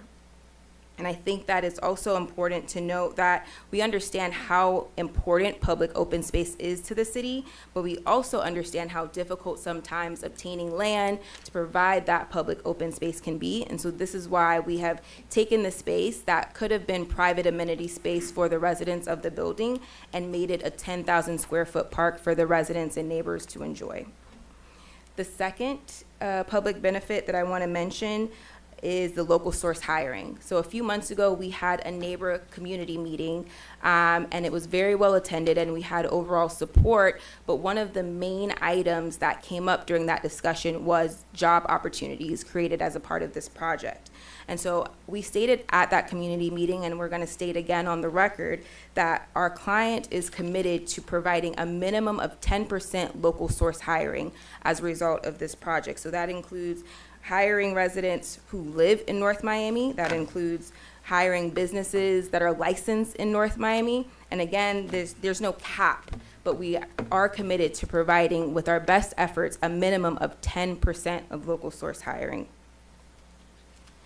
Staff already went through kind of the economic impacts of this building or of this project. But I think it's worth reiterating that this project is anticipated to generate over $1 million of city impact and building permit fees, close to $500,000 in taxes going directly to the city, and over 700 construction-related jobs, with anticipated 70 to 80 permanent jobs just from this project. And so lastly, in addition to the public park, the local source hiring, and the economic impacts, our client is targeting to bring almost this entire building into a workforce housing program. So some of the projects that have come before you, especially those that have sought CRA funding, usually focus on providing about 10 to 15% either affordable or workforce housing restrictions. But I think that we are very excited to commit to providing a minimum of almost 90% of workforce housing. And I say almost the entire building, because in order to pencil this project out, we do anticipate that there may be some traditional unrestricted units, but the current expectation is to provide a minimum of 90% or approximately 90% of our units for workforce housing. And as Mr. Cook mentioned earlier, that would be up to 120% of the county's AMI. And so I also want to put on the record that we all know how difficult it can be to build and finance these types of income restricted projects. So at the appropriate time, once we're a little bit further along the entitlements process, we will be engaging with the CRA and potentially looking for CRA funding or CRA support. And so at that time, we'll be able to tie down and kind of fine tune some of the specifics so that we can tie down the specific amount of and percentage of workforce housing units we can provide as part of that project. And so in conclusion, this is what we believe, a great project in a prime location. And in talking to the district councilwoman, this is the type of project that is needed for this area, because this is an area that needs new investment, new development, and economic growth. And we believe that this project does just that. So that concludes our presentation, and we respectfully request your favorable recommendation to the City Council. And of course, we have our whole team here, from ownership to our architects and our traffic engineer as well, if you all have any questions. Thank you. Thank you very much. I have a quick question to staff. I noticed that this property is already undergoing preparation for construction, I guess, with the demolition of most of the structures that are already on there, that were on that property. I say that were because I see that most of that land has now been cleared. Is that a normal procedure before any project is granted Well, their permission to start building or present their project to us? So it's not really tied to the project per se. You know, if I, you know, as you could or I could purchase a property and we have something on there that we feel that is not safe, then we could demolish it and without necessarily being tied to it. But we would like to have, when something like that take place, a project tied to it so we wouldn't have vacant property, vacant lots. Okay, yeah, I just didn't quite understand that procedure. Now, you've made that clear to me, and I understand. Thank you very much. Any other quick questions to staff or to the petitioner before I open up the public hearing? If not, I'm going to go ahead and open up the public hearing. Anyone wishing to speak for or against this project, please step forward. Public hearing is now open. Once again, I'll ask that you give your name and address for the record. Good evening, Commission. Edwin Alvarez. I'm at 555 Northeast 127th Street. And I just wanted to ask the young lady whose name I can't remember, I wanted to just put up on the screen that page that shows the context slide, if you don't mind. So my house is the one that is directly adjacent to this lot. And so based on the site plan today, I'm the one where it most butts up against. And so I just wanted you to sort of have a visual of sort of what it looks like. Would you be in the rear of the project, are you saying? Or I am on the south side of the project. South side? Yeah, southwest. Southwest? Yes. Okay, there is a house back on. There are several houses, but mine is the one that it most butts up against. And you have a street in front of your house? Yes, 127th I'm Street. just trying to visualize. Yes. Okay. I'm 127th Street, 555 127th Street. So I just want to start by saying that I am pro-development, and so I am looking forward to seeing the city become the modern, progressive city that it can be. But there are several things that I do want to point out here. One of the biggest things that I want to just point out, irrespective of what anybody feels about this, community concerns, is that today, this project is against red, white, and blue across the street. That today, if nothing else happened, you cannot make a right turn on 6th Avenue because of new traffic flows based on FDOT. There's traffic going north and south. They changed the traffic going east and west. So it all converges right there today. If nothing else happened, you cannot. My concern is for their tenants. The exit and entrance will be right next to my property, right next to my driveway. That's your 2 minutes. That's my 2 minutes. That's your 2 minutes, I'm sorry. I have one. I'll give you 30 seconds Okay. for a wrap up. I'm concerned that there was. I interrupted you with a question, so I'll give you. I want to make sure that the community is aware of what is going on, and I was not invited to any community sit down, and neither were any of the residents that are coming here with me today, and so I don't understand where there was a community outreach, and that was it. But again, I support development, but the traffic today, there needs to be some community sit down. I was not invited, and neither were several of my property owners that are here today. Okay, thank you. Anyone else wishing to address this, please step forward. And ma'am, if you would like, you could go ahead and stand at the other podium, so you wouldn't have to. Good evening, sir. Good evening. Name and address for the record, Name sir? is Jacobs, James Jacobs. I'm at 14155 West Dixie Highway. I was invited to the community meeting a couple of months back. And I like to say the project gonna be a pretty good building and everything for the community. It's gonna help beautify the community, and I'm looking forward for some new development in the area. I mean, we just planned the new hotel down there by the train station. That's going to be beautiful too. It's all good for the city. City is growing. We got the youth is in, and new projects are coming along. We need new things in the city to help make the city look beautiful. Thank you. Thank you, sir. Good evening, ma'am. Althea Jacobs, 14155 West Dixie Highway, my husband. I concur with him on some points. Uh-oh. You're going home together tonight, correct? Parking.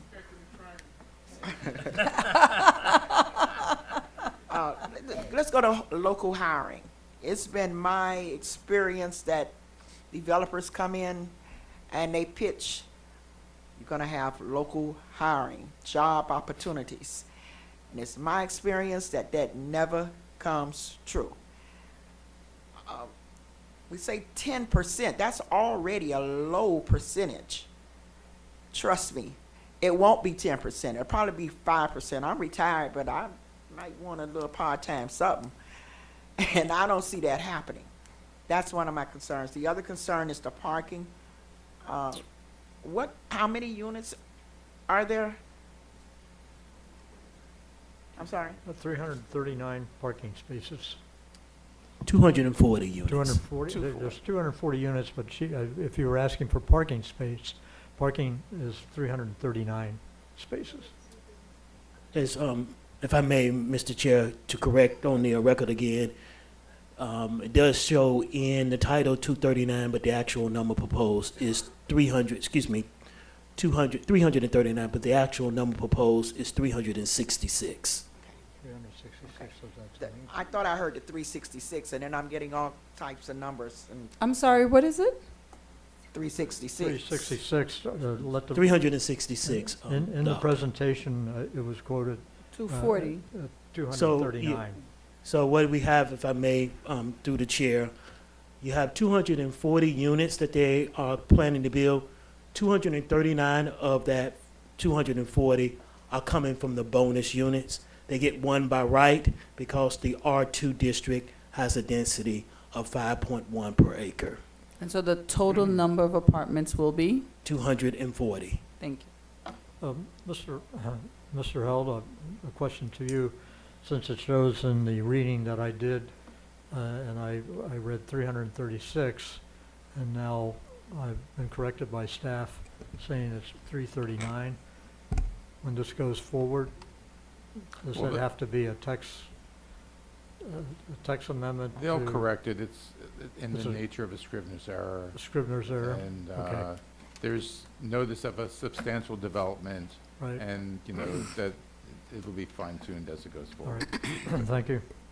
Okay, so those were a couple of my concerns. And otherwise, I think it is a good idea, and I would recommend that it comes to pass. Thank you. Thank you very much. And we have another speaker. Please come forward. Name and address, please. Good evening. Christine Chamberlain, 12705 Northeast 5th Avenue, corner of 127th and 5th. I wanted to clarify first the number of parking spaces. I've heard a few numbers, 339, 360. I believe we're settling on 366. 366 parking spaces and 240 units. Thank you. I was also not invited to a community hearing or meeting. And then I wanted to hear more about the entrance and exit for these 360 parking spaces. What Okay, street would cars be? All right, we can address that in a rebuttal, if we could hold off and let them Okay. address that in rebuttal. Go ahead and make some of your other points, and they'll make note of it. That's the only And I'll point let I them- have. Thank you. All right, thank you. Good evening, please come forward.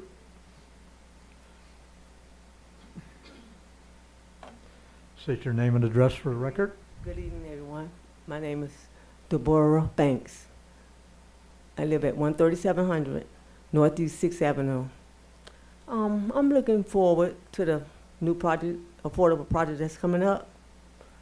I've been living out here all my life, and I went to North Miami High School. Like, I'm just excited about the new project. You know, because right now it's unaffordable where I'm at now, you know. So thank you. Welcome, thank you for your input.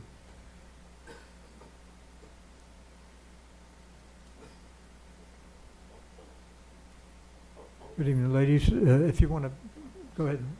Oh, okay, she's going to. This is my mother. All right. Good afternoon. Good I'm evening. Jaya Ward. This is my mother, Regina Ward, and we live at 13240 Northeast 6th Avenue, and we just believe that this project will be needed for young adults like me returning home from college, and just moving back into my community. So instead of staying away, I can come back home to affordable, new, modern housing.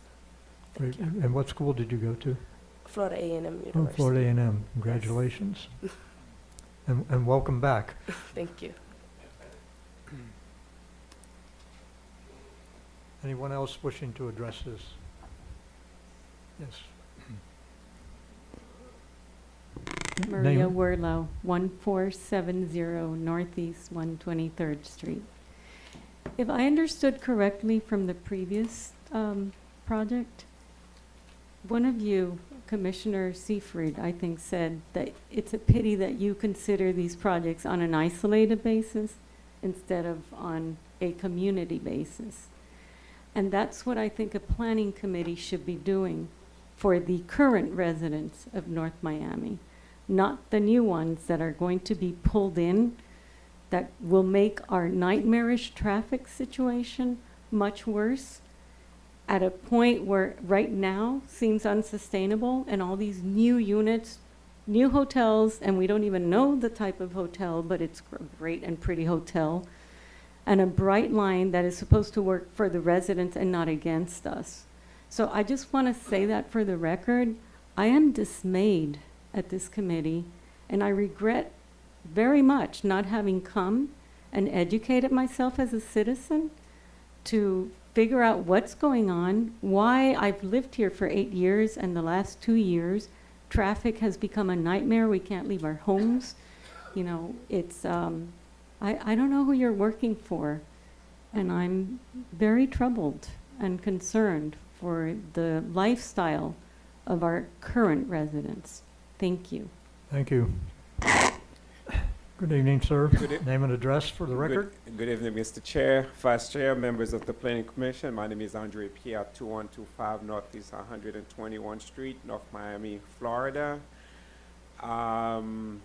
Take pleasure to say that about 25 years ago, I used to serve with Kevin Seyfried on the Planning Commission when we both were young and ruthless. So pleasure to announce that. I'm here just to say a couple of things about the project. One is I organized that community meeting. A city vendor created about 10,000 flyers for us. The community meeting was held on April 4th at the Griffin Community Center. There was about 60 residents in that area. We passed out about 5,000 flyers from 121st all the way up to 134th Street on Northeast 6th Avenue, including Northeast 5th Avenue and 121st, 122nd, all the way up to 134th Street. We did pass out some flyers on West Dixie Highway. We'll continue to have conversation with the neighbors, and we will be having another community meeting. So I'm not sure why some of the neighbors around that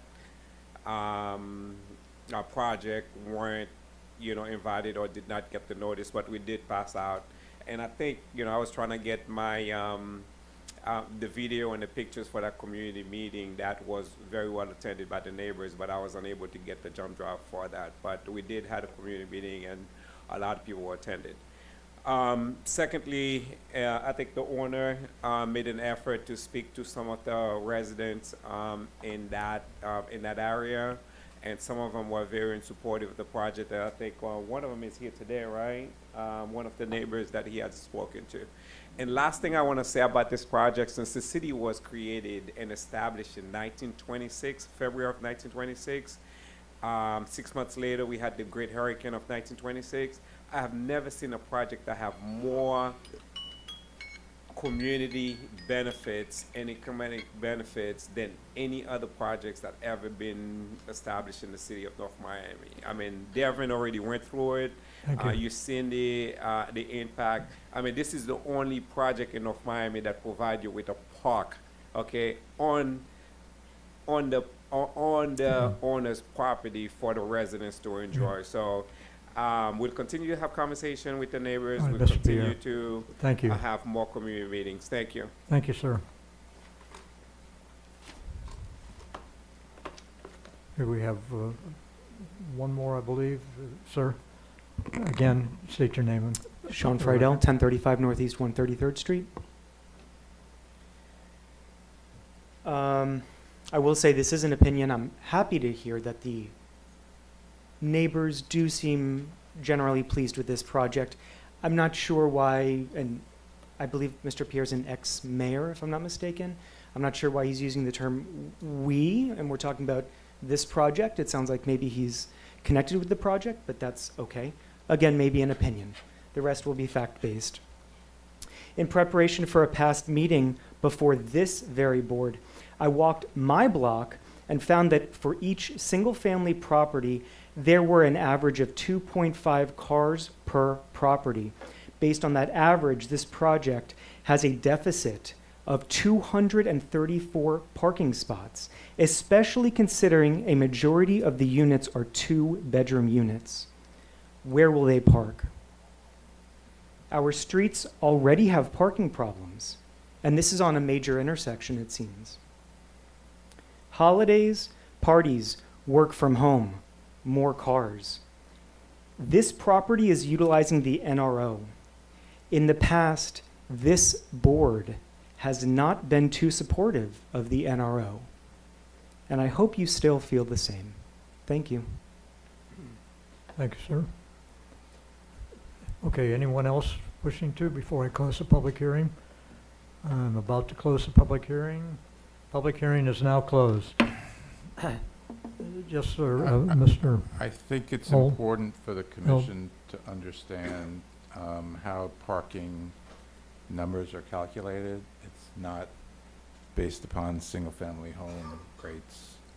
Can you go ahead and explain that, or maybe the applicant can have their traffic person? So, Well, either, Mr. Cook, if you have the answer to that, go well, ahead, sir. the applicant may be getting into more specifics, how they got to their Sure. specific number, because we may have did some reductions, and I don't have a Right, plan. and we'll ask you that. But overall, the number is 1.5 per unit, and an additional 5% for anticipated guest parking. Okay. And this application satisfies that requirement? I believe with the reductions, they do. Okay. So if we want to do the numbers, though, But regardless, they have to meet the requirement They in order. wouldn't be here unless they did satisfy it, right? so to meet the numbers, just raw, they would need 378 parking spaces with the anticipated guests.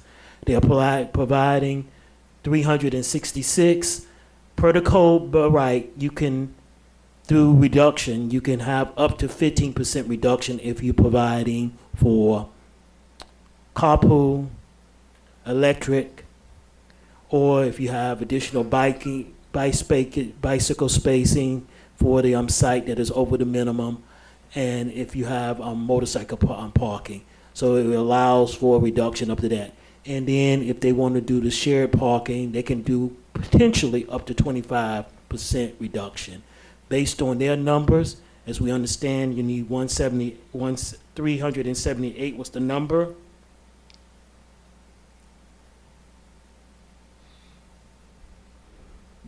So approximately a 12%, about 10% reduction, if that. Again, this is South Florida, which is automobile centric. And if you do shared parking, where would that shared vehicle end up? If it's not his day to park Well, in it's that? shared, the different uses in the building would be able to share a parking space. For example, if there's a use that operates during the day, that space at night can be used for parking for a resident, something like that. That's what, they're not talking about sharing a vehicle. No, I know, but they're sharing that space. Yes. So Yes, you could in so- fact have two different vehicles at different times. Yeah. And then if that person doesn't have any other place to park that vehicle that's not in use, or it's not his turn to share, then we have the dilemma of him looking to park that vehicle somewhere else, like maybe in the Publix parking lot across the street or on the street or in somebody's swell area. That's what we need to. So if they were to kind of- do that, they would, it is a methodology that has to be approved by our transportation engineer on that, but they're not seeking that. Based on their numbers, they're just reducing their parking by less than 3%. Petitioner? So in response to the parking, Mr. Cook was correct. We are taking advantage of the code, or city code required, or not required, but provided shared parking methodology. And this is not something that's subjective. This is a methodology that is based on the uses that you're providing in the building. So for example, here we have residential and we have commercial. And these are based on specific percentages that are provided in your city zoning code that your city's traffic and public works personnel reviews and approves. And so this is not something that's subjective, that we say we want 15% reduction. These are based off of those numbers, off of those raw numbers, based on the numbers that we're providing for residential and commercial. And I think it was mentioned earlier, kind of the background of that shared parking is your commercial parking spaces, or people that would be parking in those parking spaces, are going to be parking in those spaces at a different time than your resident. So if your commercial tenant space is open from 9 to 5, those are usually the times where your residents are outside of the property at work or something of that nature. And so they're not technically sharing those parking spaces. And so I'm sure our traffic engineer can explain it better than I can, but from a layman's turn, as far as I understand it, those parking spaces aren't shared physically, and it's just to accommodate the different uses of the project.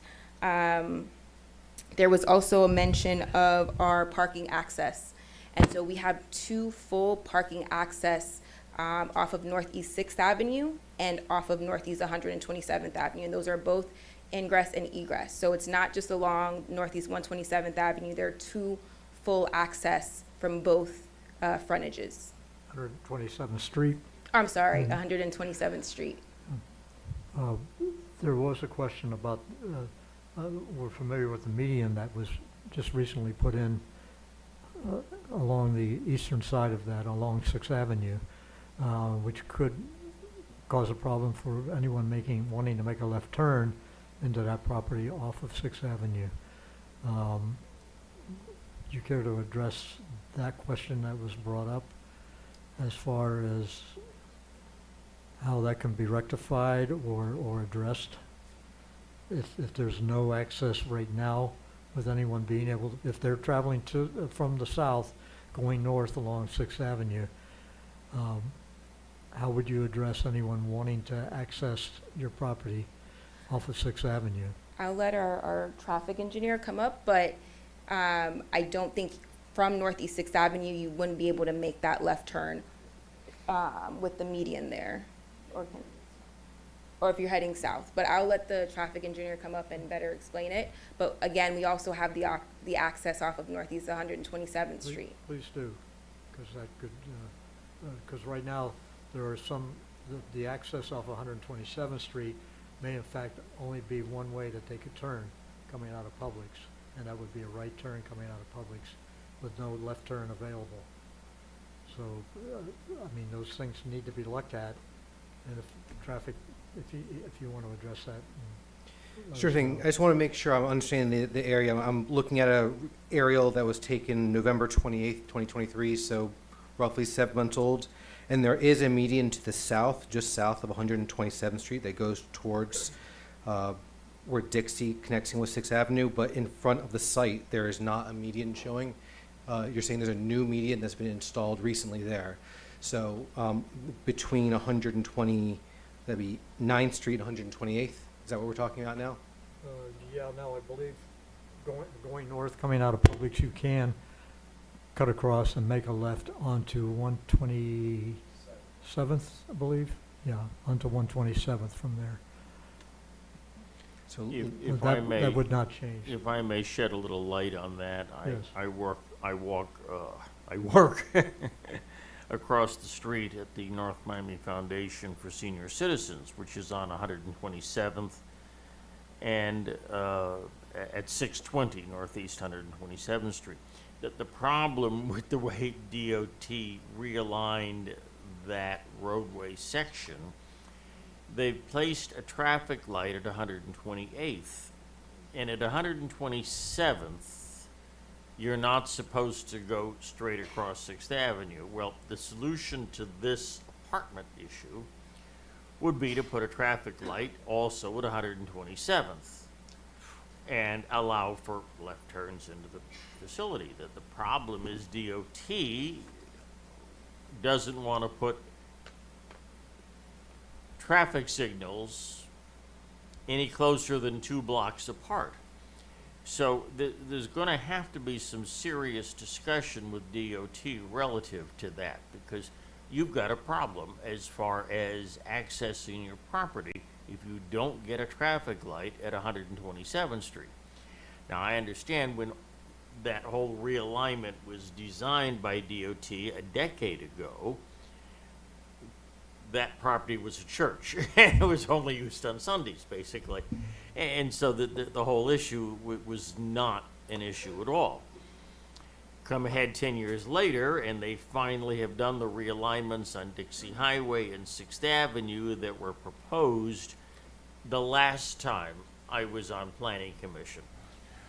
And this project is 10 years in the making. And now we find this apartment project, and the only way you can control the traffic is if you can convince DOT to put a traffic light at 127th and Northeast 6th.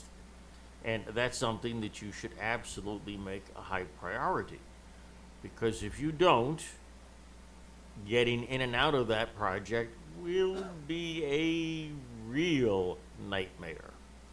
But again, there needs to be a traffic light there, and DOT policy generally doesn't allow that. So you've got to have some serious negotiation on getting a traffic light there. Okay? So that's what this comes down to as far as ingress and egress goes. You can't get into the place from 6th Avenue. So the only real solution is a traffic light at 127th Street. DOT will oppose it, but they can be persuaded, and you need to really seriously work on that.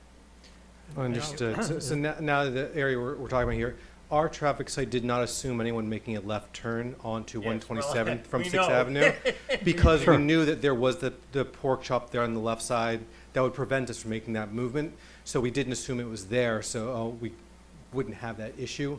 Traffic can come in from the west if you go over to 5th Avenue and up to 127th to get in from the west, so they wouldn't have to make a left from 6th Yeah, Avenue. but see, nobody's going to want to go all the way down to 5th Avenue, go around Nellie's Barn to get into the building, which it's just how people drive. They don't think of it in those terms. And so I think you seriously need to go back and push DOT on a traffic light. See what you can do with that. Now, because- 128th Street, you can only make a left turn, that's not a through street. Yeah, that's So right. they designed that to get the traffic Over Dixie congestion Highway. off of West Dixie Highway. So you have become a victim of their wanting to solve a problem in one area, and now they've moved that problem into a new area that you are now faced with. And So keep in mind, this- when they redesigned that whole Dixie Highway, that was a decade ago that they were planning that. And it just took 10 years to get the funding cycle lined up and move down the line and budget and redo Dixie Highway and Sixth Avenue. Then you guys come along, and now you've got a problem there, and the only real good solution is gonna be a light at 127th. So I tell you that, what you can do with it, God only knows, but that's the next step, and you need to re-engage Dade County and DOT on that one. We hear you. Thank you. We have, a comment from your staff, Mr. Zayed. We did submit our traffic study to the county so they can review, and we will be coordinating with FDOT because, like the last project was here for, since this is state road, we do have to coordinate with the Yes, state and on any of our access points. They're not gonna like it, but that's what really needs to happen, or you're gonna have an impossible situation, because people do not wanna go a block out of their way to get into an apartment building. It's just Or to, not or how to they go to drive. one of these stores, you know, which is going to be terrific to have retail down there, but it's, And as, plus the fact that as people, since you're fronting the retail onto Sixth Avenue, people are gonna be stopping, slowing down, which is gonna impede the traffic that FDOT wants to accelerate. So you're actually decelerating the whole idea of accelerating the traffic. It's like a reverse. Yeah, so you need a traffic light there, you've gotta push for it. We have heard your comments regarding FDOT, but Commissioner Seifert, as you mentioned, working with FDOT, our hands are tied, so we will continue to push. We've already started conversations with FDOT, as our traffic engineer mentioned.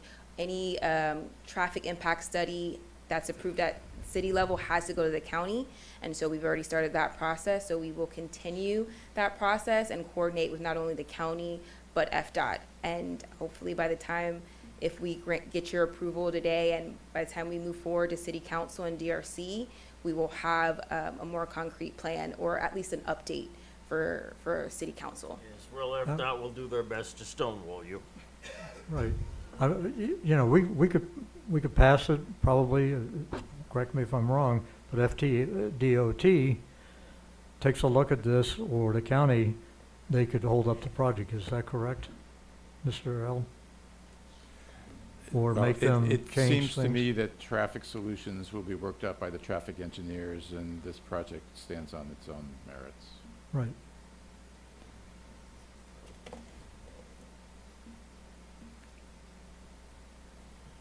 But as far as the city's obligation to make it work within what we hope would make it more, Yeah, the city has no control because Sixth Avenue is a state road. right, It's certainly not our lay responsibility to deal with the Right. traffic. same way with 125th Street, which is, every day becomes a nightmare, so.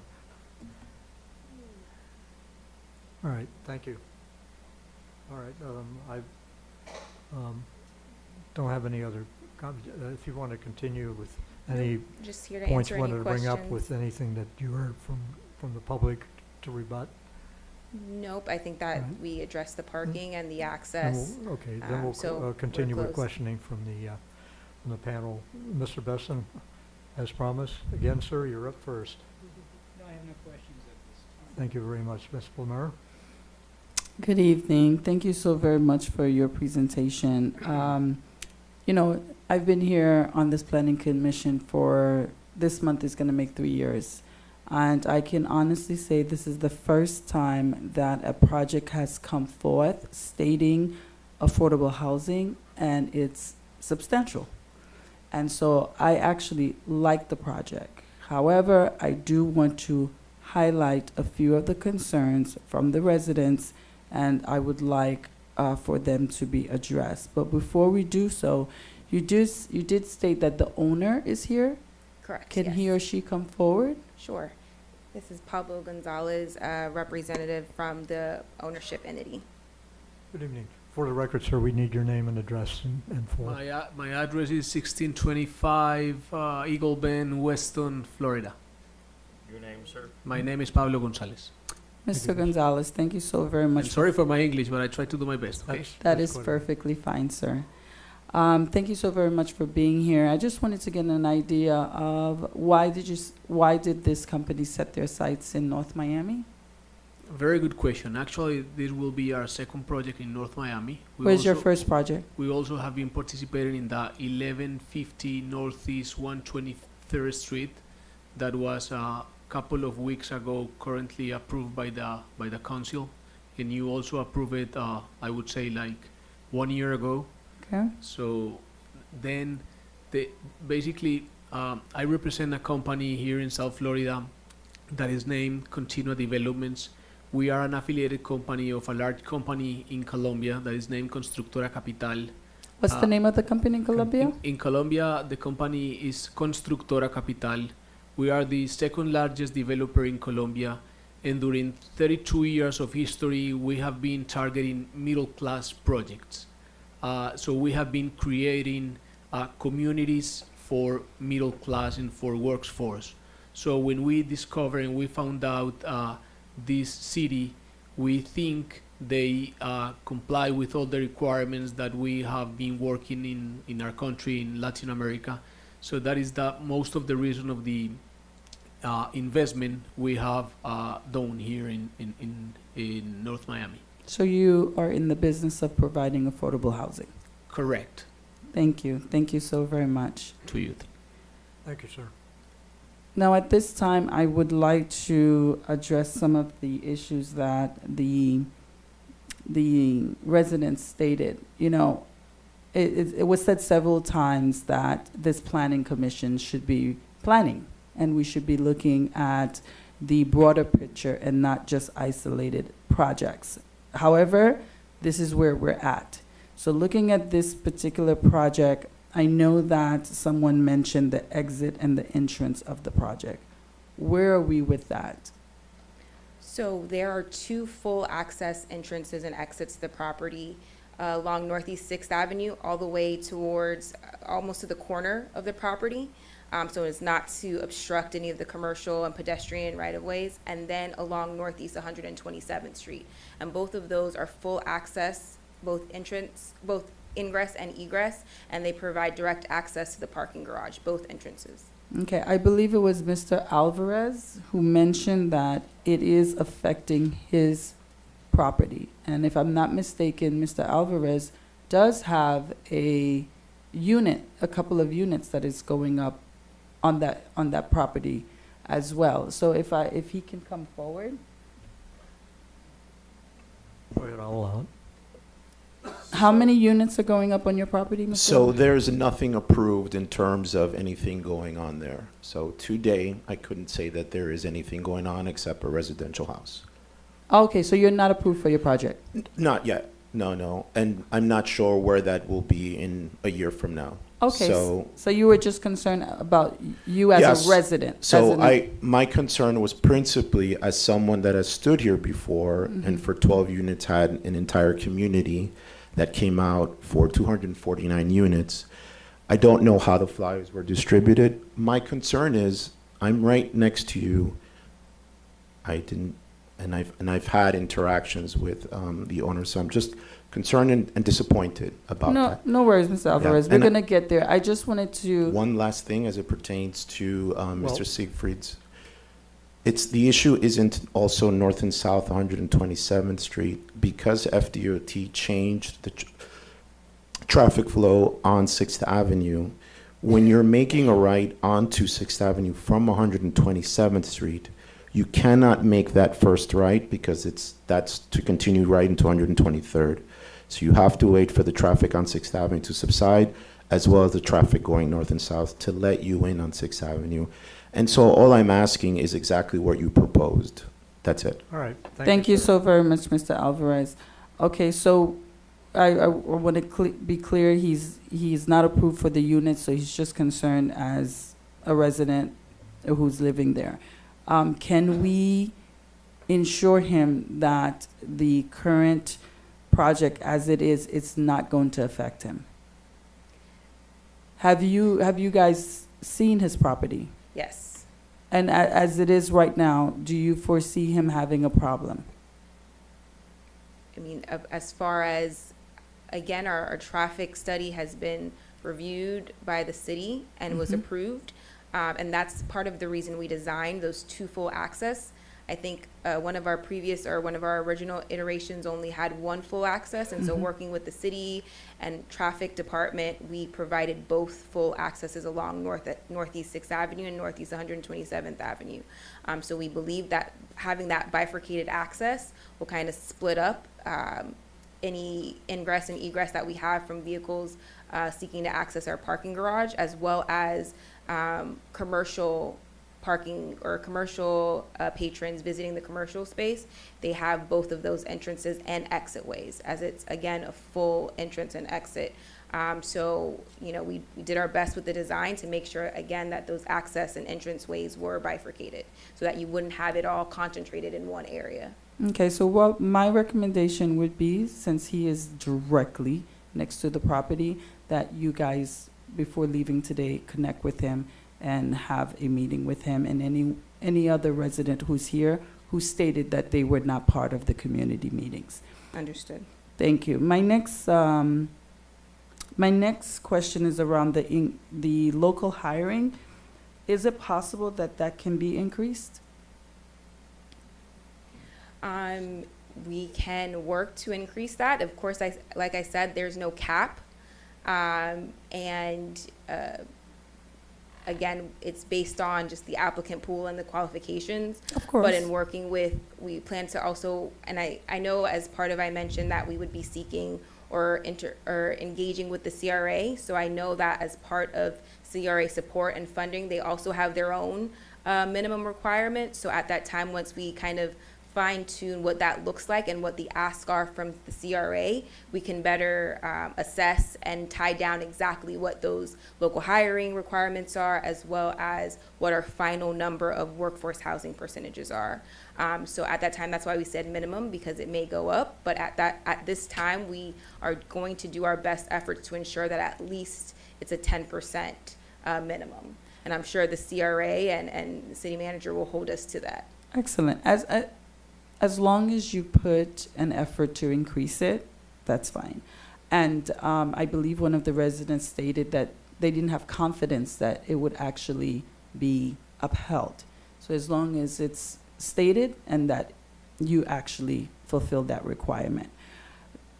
The next question I had, the real estate stores, what are you proposing?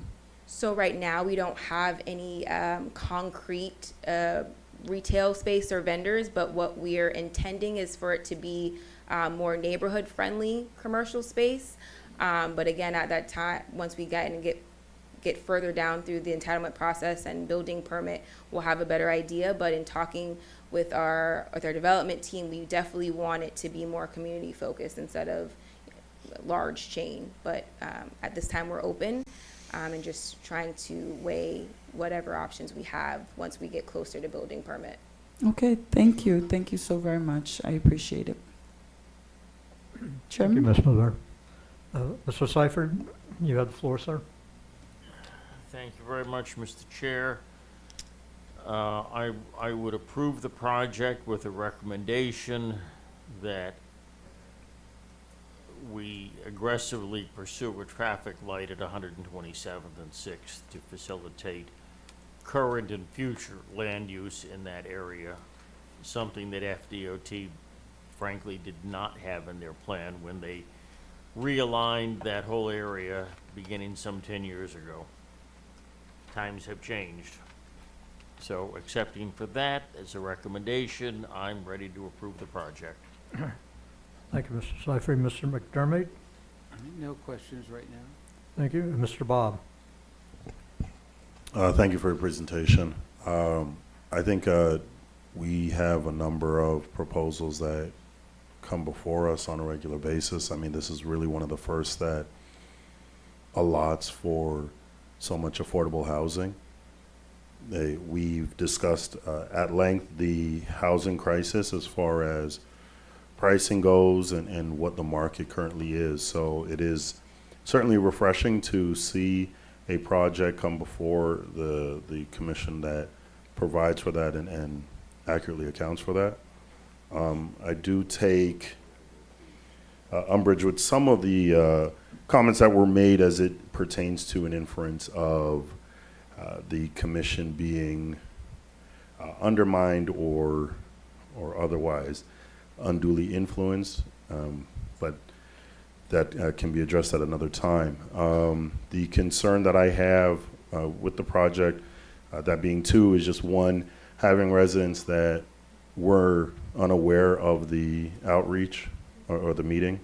Granted, I know that not everybody's going to attend regardless, but it does seem like it was an issue more often than not.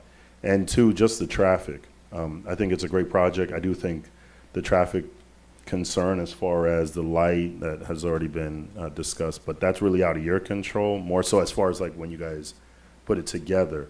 But I do agree that if it is possible to look into having some sort of adjustment made, because that could be disastrous. And also the resident whose property is literally right there, I do echo Commissioner Blumer's statements that if there was a way for you two to connect, at least to reach some sort of happy medium, would be beneficial. Definitely, we will meet up after this meeting and exchange information. And I also want to note that we anticipate having at least one other community meeting between now and a city council meeting. So we will make sure that that resident is invited and that we meet with him outside of this hearing. Mr. Bob? And I'll summarize by saying I do feel that you need to get together with the Department of Transportation.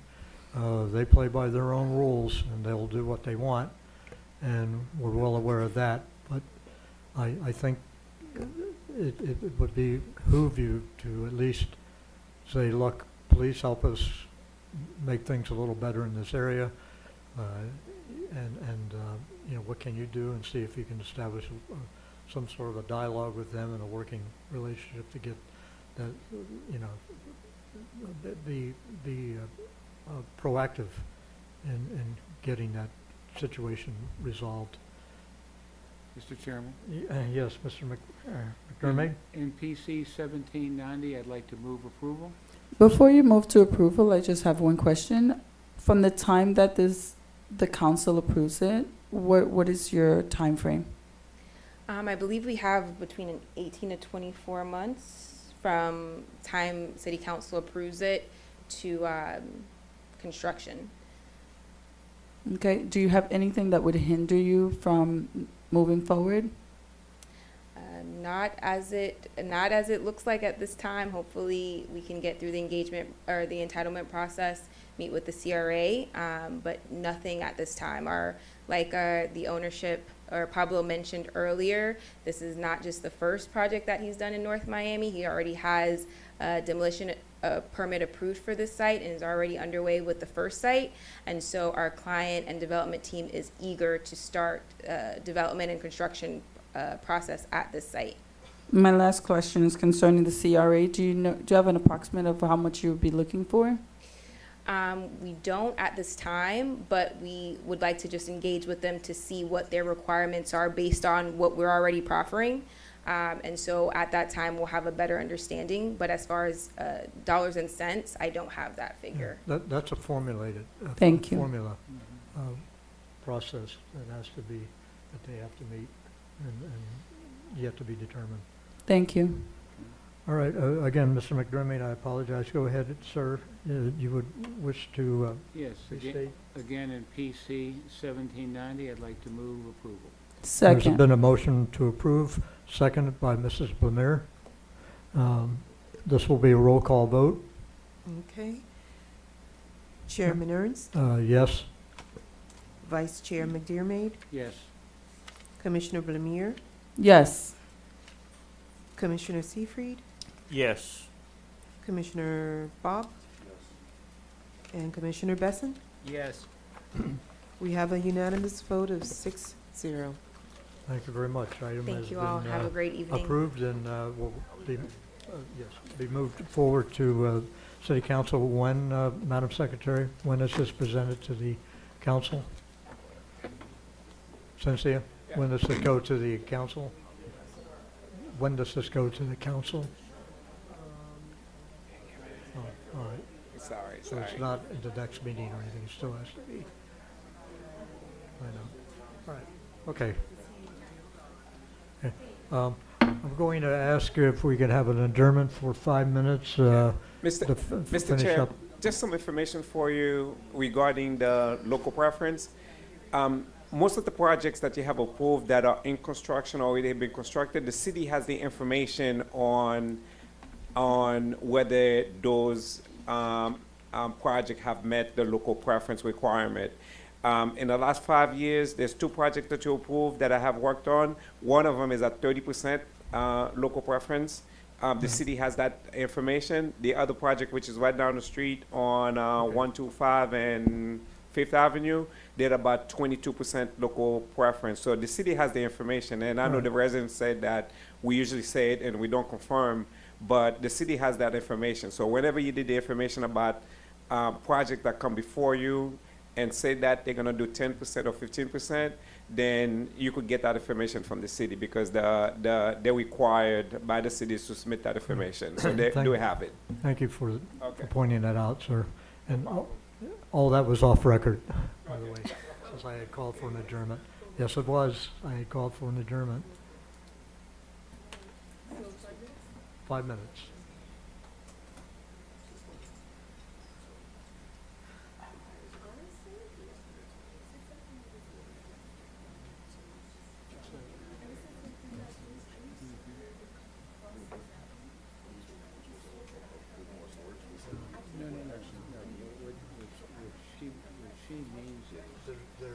There's more than one spot in this whole city.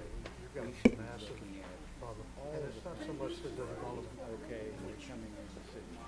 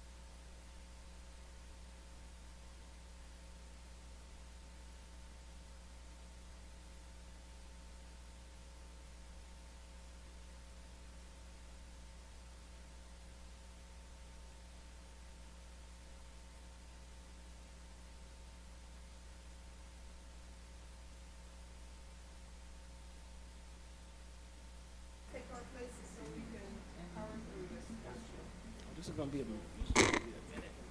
This is just a text amendment, correct, sir? This is not a, nothing just about oh, okay. Touche.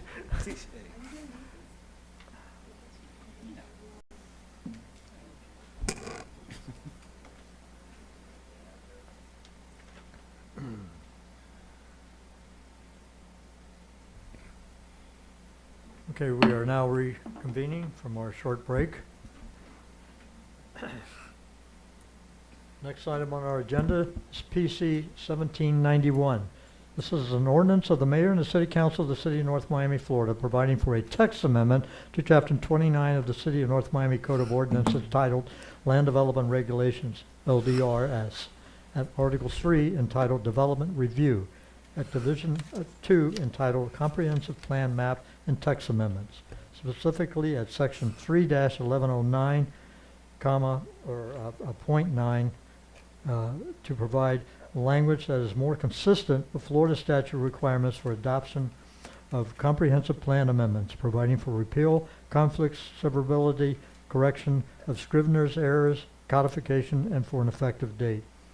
On this, we, again, there should not be any question on Right, I think it's legislative. the legislative, so we do not have to have a Because commission it's disclosure on not this. tied to a particular piece of property. This Right. would be effective citywide. Right. Okay. So, if that's the case, then, staff, may we have a report, please? Good evening, Commissioners. I'm Derek Cook with the City of North Miami's Development Services Department. As stated, the item before you is a text amendment to Article 3, Division 11, Section 3-1109B. This is a citywide text amendment request by the applicant. And the request before you is a comprehensive, is to give you some background of this request. Our comprehensive plan of the future land use map amendment and the comprehensive plan text amendment, the City of North Miami Land Development Regulation, the LDRs, the Article 3, Division 11, Section 3-1109B, requires a supermajority of the mayor and council to approve a comprehensive plan amendment. And that means anything to the comprehensive plan, text, mapping, at this stage. As the language reads from that section, an adoption hearing, the city council shall adopt the proposed amendment with amendments that responds to the DEO, which is today referred to as Florida Commerce, objections, recommendations, or comments or rejections, the proposed amendment. The adoption shall require affirmative vote of a supermajority of the members of City Council. The official zoning map amendment and land development regulations, LDRs, and the LDRs Article 3, Division 10, Section 3-1007B, requires an affirmative of 4 council members, a supermajority, to change the map amendment. But for text amendments, it doesn't have that requirement. As is stated here, the LDRs does not require 4 members of the city council to amend the LDR's text.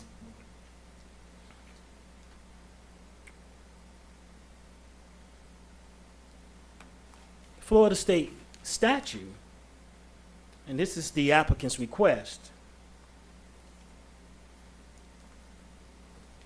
Did I miss that?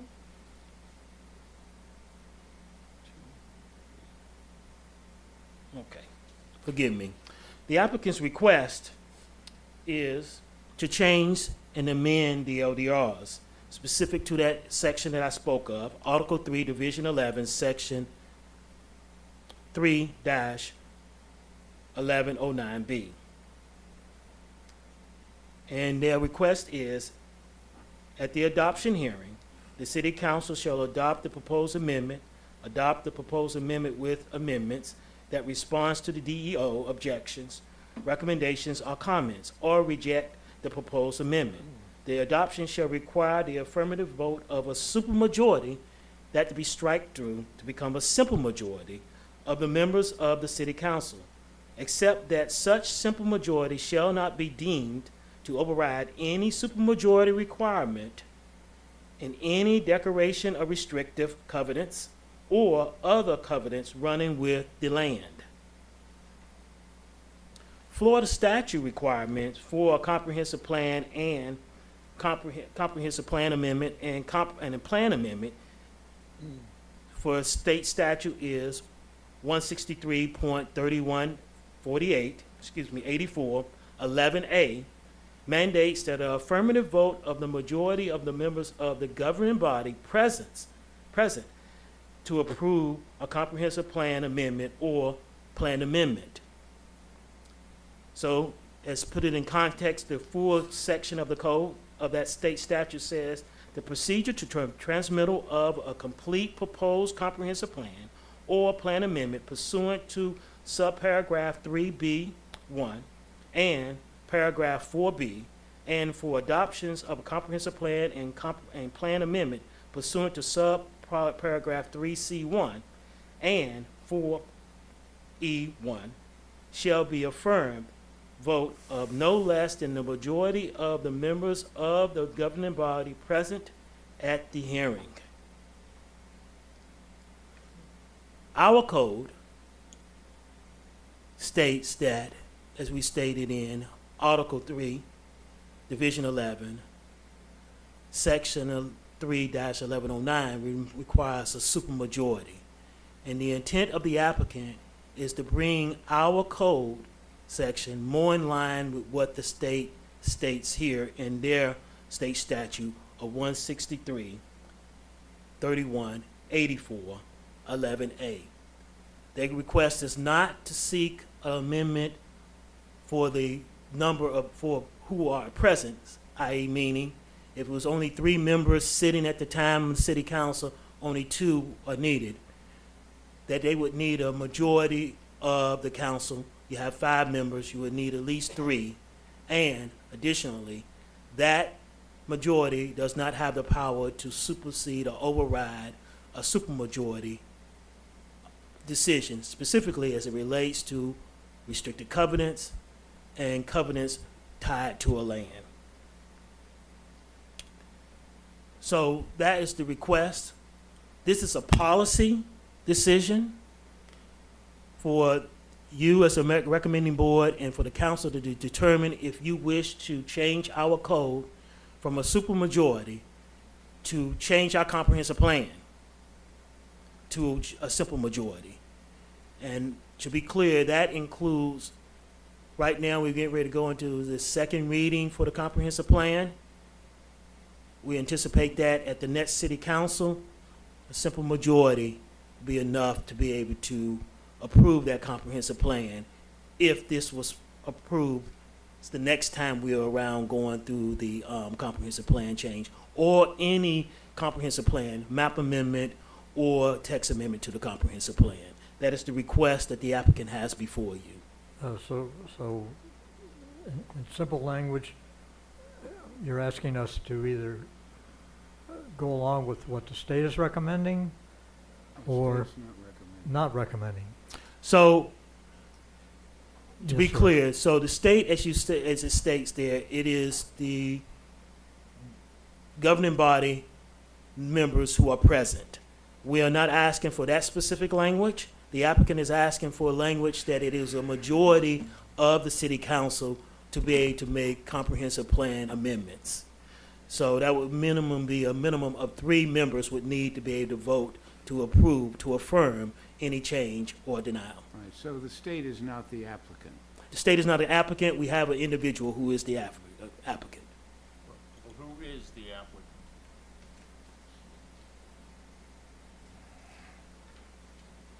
The applicant is 12,000 North Bayshore LLC. The representative for them, Pierre Gassant, is here this evening on their behalf. Okay. Well, we'll allow him to speak. Yes, sir. I'd like to help a little bit. Yes, please. If you'll indulge, Okay. we need some council I'm- direction on I'm this sure before we Mr. proceed. Gasant will make his presentation, and maybe I'll have some other additional things to All say right. later. In simple words, any elementary school student can understand this.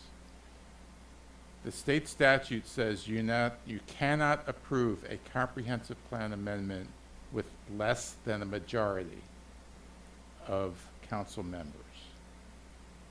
Our ordinance says you need a supermajority. So one state says you can't have less than a majority, and we say you can't have more than you have to have more than a majority. Those are not inconsistent. Those are, one sets a floor and the other sets a minimum maximum, A higher bar. right? bar. Everybody understands that. Right. So this is not the state telling us that our ordinance is wrong or deficient in any way. Right. This is a situation where an applicant seeking an amendment to the comprehensive plan text for increased height wants a reduced requirement and they're able to get that. Okay. That's my interpretation. So if I may interject, Regardless if of I may, that, Mr. Chair. Basically, it's, right now, the way that we have our, it's within the law. Yes. That's Yes, all it's I'm within the concerned law. about. You can The be way we more have it right now, restrictive. we're within the law. Yeah, we'll be more restrictive, but at the same time, to the applicant's request, we'll be within the law if the city council, you recommend and the city council approve, to say it's just a majority. Yeah. Ultimately, As a matter of it fact, is we a policy still- choice. And still, with what the applicant is requesting is still more demanding than what the state says, because the state says the governing body of the members present Right. at the time. The request by the applicant is a majority, period, of the number of members. So if you have a 5-member board, you need at least 3. If you have a 7-member board, you need at least 4 to be able to pass any amendment. Okay. Thank you. Good evening. I know you've waited a long time, sir. Good evening. Thank you. I'm going to be Thank you. very, very brief. Sure. Pedro Gasano, calling tonight with offices at 701 Brickell Avenue on behalf of 12,000 property owner. My remarks with respect to this text amendment are going to be very, very brief. So the whole idea is to bring this in line with both the state statute and the other 34 municipalities within the county. I am not aware of any other jurisdiction in the county that has a supermajority vote requirement for a comp plan text amendment. I'm not aware of it. So in the county, in Homestead, Florida City, Miami Gardens, every other city in which I practice in has a simple majority vote. To Derek's point, the core issue here is that we would not have it for just any majority. It wouldn't be just whoever shows up if there's 2 out of 3. It would always be at least a majority of the total members of the board that we'd be seeking. So all we're seeking to do as part of this amendment is to provide for a simple majority approval, which is consistent and in line with both the state statute and the other 34 municipalities, as far as I'm aware, throughout the county. So thank you very much. I'm here to answer any questions. Would like to reserve some Thank you very time much. for any rebuttal. Okay. Public hearing is now closed.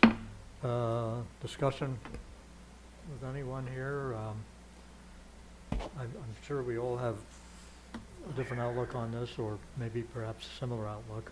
Yes, So go if I ahead. may. Let's all. I was sitting on the planning commission when the supermajority issue was passed, and the reason it passed was because the residents had lost faith in the city council, feeling that the city council was subject to undue influences, and a 4-member supermajority would be very difficult to get, and would give the comprehensive plan greater standing and be more difficult to amend. The feeling at the time was that the city council was giving away the farm on a series of projects, and so the residents wanted a supermajority to be in place. And that's the background I can give you. Now, as to where we go tonight, that's up to the lot of you, but I want you to know that was the thinking at the time. I think I recall that also, might have been before I joined the planning commission, but I certainly believe in the extra check and balance that it provides, and especially with so much that's going on in our city now with development, and I think we need that safeguard to remain in place. Dr. Besson? Counselor, would you come back up for one moment? Absolutely. What is the reason that you're asking for this amendment? So the core reason that we're asking for is to make it more consistent with the state statute and to make it consistent with the other municipalities throughout Miami-Dade County. But That is you the, represent 12000 Biscayne, that's the Biscayne zone that you're asking for a height increase? that is the Bay Shore zone that's asking for a text amendment. That is correct. So what is your end game? What is my end game? What is the end game meaning? What does it provide for you if we pass this change? So for me, what it does is Well, it make, you meaning the representative of the owners of the property who are asking for this. yeah, so the end game for the owners of this property is to ensure that it's more consistent with the other municipalities within the county and to make it consistent with the state statute. And so to the extent that there's a different perspective, that's what our basis is, and that's the rationale for it, is to make it consistent. Consistent with what specifically? Consistent with the fact that the other 34 municipalities, and in every jurisdiction in which I practice in Miami-Dade County, requires simply a simple majority for approval of a text amendment. If I may add, the question was raised to our attorney, and he said that the way it is existing right now, are well within the guidelines of what the state would require. So we're not breaking the law if we keep it like it is. Yes, sir. So, just with regard to what everybody else is doing, I am pretty certain that to amend the urban development boundary for Miami-Dade County, you need 8 out of 11 to approve the change to that. Which would be a super majority. Supermajority, Yes. yeah. And I mean, No, I understand. I can't speak to all the others without doing the survey. Again, speaking on behalf of my experience with the city, the intentions were to eliminate anything that would cause a situation where only a couple of votes mattered to change something that would affect everyone. So that was our reasoning for wanting to put that in there, to have to make everyone accountable in the decision-making process, not just 2 or 3 individuals. To keep the supermajority. Correct. To keep the simple majority. Another question. Would it be more advantageous for your clients to have us change this so it would be simpler to increase the height of the building? So I think it would be advantageous for the city to be able to be ruled by the majority, which is consistent with what's done throughout every other municipality. So even in Miami-Dade County, for any text amendment that I do and that I've done in Miami-Dade County, you would have a simple majority vote. Now, there are specific things that you may have a supermajority vote for, but there isn't a requirement in any municipality in which I operate in that has a requirement for a supermajority on basic and base text amendments. Okay, thank you very much, sir. My pleasure, thank you. And I might add, sort of, I think that we're setting the standard, we're keeping our bar high and making sure that everything is done without question, and that everyone in the community pretty much agrees to how things would be changed. And again, that's how a supermajority would react based on their representation of the majority of the people. Mhm. Ms. Bloomer? So I have a very difficult time processing the fact that this decision was made because of loss of faith in our commissioners. You know, I just have a hard time accepting that we have to take these type of measures that affects those that are doing business within our city because we do not believe those that are elected are going to do the Well, right I don't thing. think it's a belief, as you're saying. What we're saying is that we feel that it absolves them of having the appearance or being put in the position of being more favorable to a party if the rest of the majority of the council is not. So what you're doing is you're giving them more of an opportunity to disagree with the majority. See what I'm saying? I mean, but and correct me if I'm wrong, the commissioner stated that this came about because they lost faith in the commission.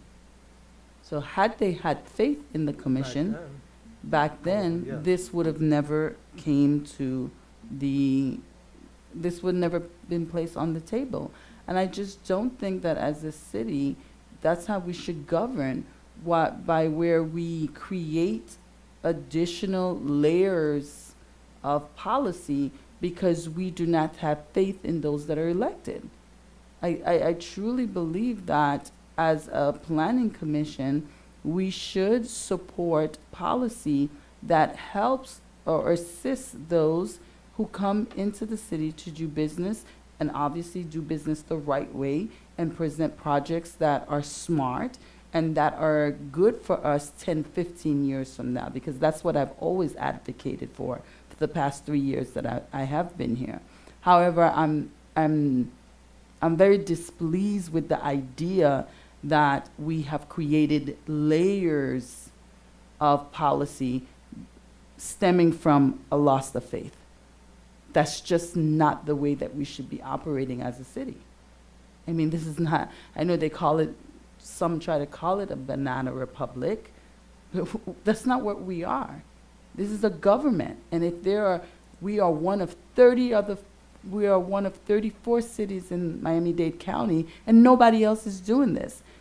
And then that also brings me separate situation by where we cap the CRA, and as a board member of the CRA, I can bring that, by where we cap the CRA because those who were in power at the time didn't feel that the council can manage that type of money.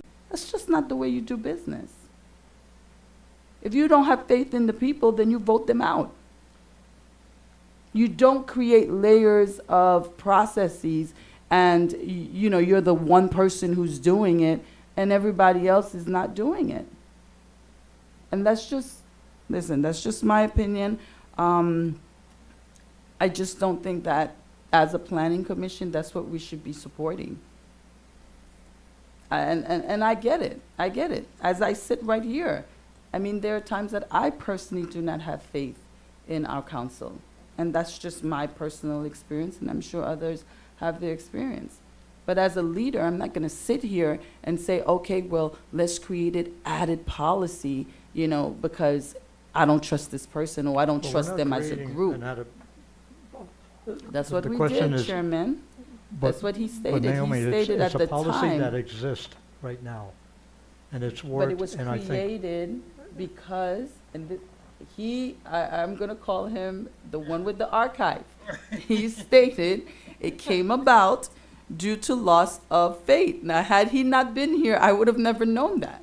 But Naomi. Yes, sir. It may be a That's true. loss of faith, but that city council approved it. I mean, clearly, they didn't have, I'm not even What, going to they go didn't there. have faith in themselves? I don't think so. As a group, I can have faith in myself, but I don't believe in us to make a decision that's right for the people. That is very possible. I know I'm going to do what's right, but when it comes to us making a decision collectively, I don't trust what's gonna come out or the outcome. That's possible. And I think the point that was just made is actually an interesting one, because the vote to make it a supermajority was actually passed by a majority. So it's a bit ironic that you have that. So I just thought that would be an interesting segue into that issue, that you have a supermajority requirement that was created simply by a majority of the council. And so the majority of the council is typically how you govern. All right, Mr. Seifried, you care to weigh in on this? I've given you the history, and I would prefer to listen to what the others have to say. Mr. McDermott, sir? Oh, can you hear me? Yeah. I'll reserve further comments till everybody else has had their say. Mr. Yeah, McDermott? I'm the same. I said I'll reserve until everybody's finished. Well, there's two of you now, so you'll have to draw a straw. There's to three see- with you. Yeah. Yeah. Well, it's a double-edged sword, really. You know, I understand that, you know, particularly because this directly impacts a particular project. I understand where people might say, no, don't do this, because it directly impacts a particular project. While on the other side of the coin, perhaps maybe we're a little too strict. So it's really comes down to making a personal decision.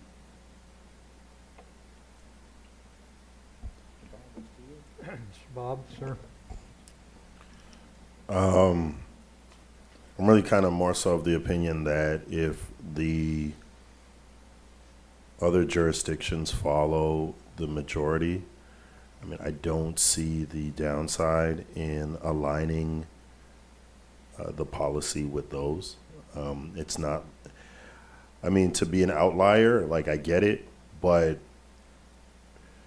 I get the reason why, but I don't see the harm in being in line with all the other jurisdictions that have the majority.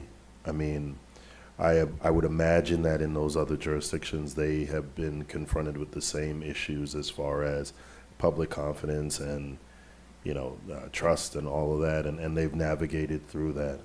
I've no reason to believe that North Miami couldn't do the same. And at the same time, we haven't had problems navigating through the way that we've had it set up That's now. true. So, I mean, you can argue on both sides of it. So I just find it curious that a petitioner from the outside of our decision-making group, or even the city staff, would come up with this, to petition for a text amendment on that. Well, I mean, it lends itself I mean, you're the that, lawyer, and I'm sure you've seen it in court yeah, I mean, more it, times than I have, but. yeah, I mean, it lends itself to, you know, it lends itself to, you know, the belief that there, if it is a simple majority, that there would be the votes to pass, right? This specific Sure. project. Sure.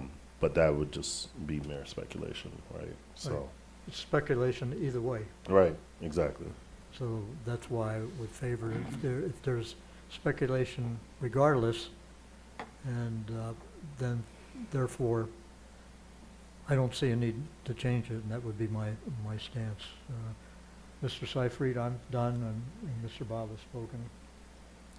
And, you know, we can discuss the morals of it and the trust factor involved, but you and I have been around enough to understand Yeah. the way that things change in the wind. Yes, and things do. And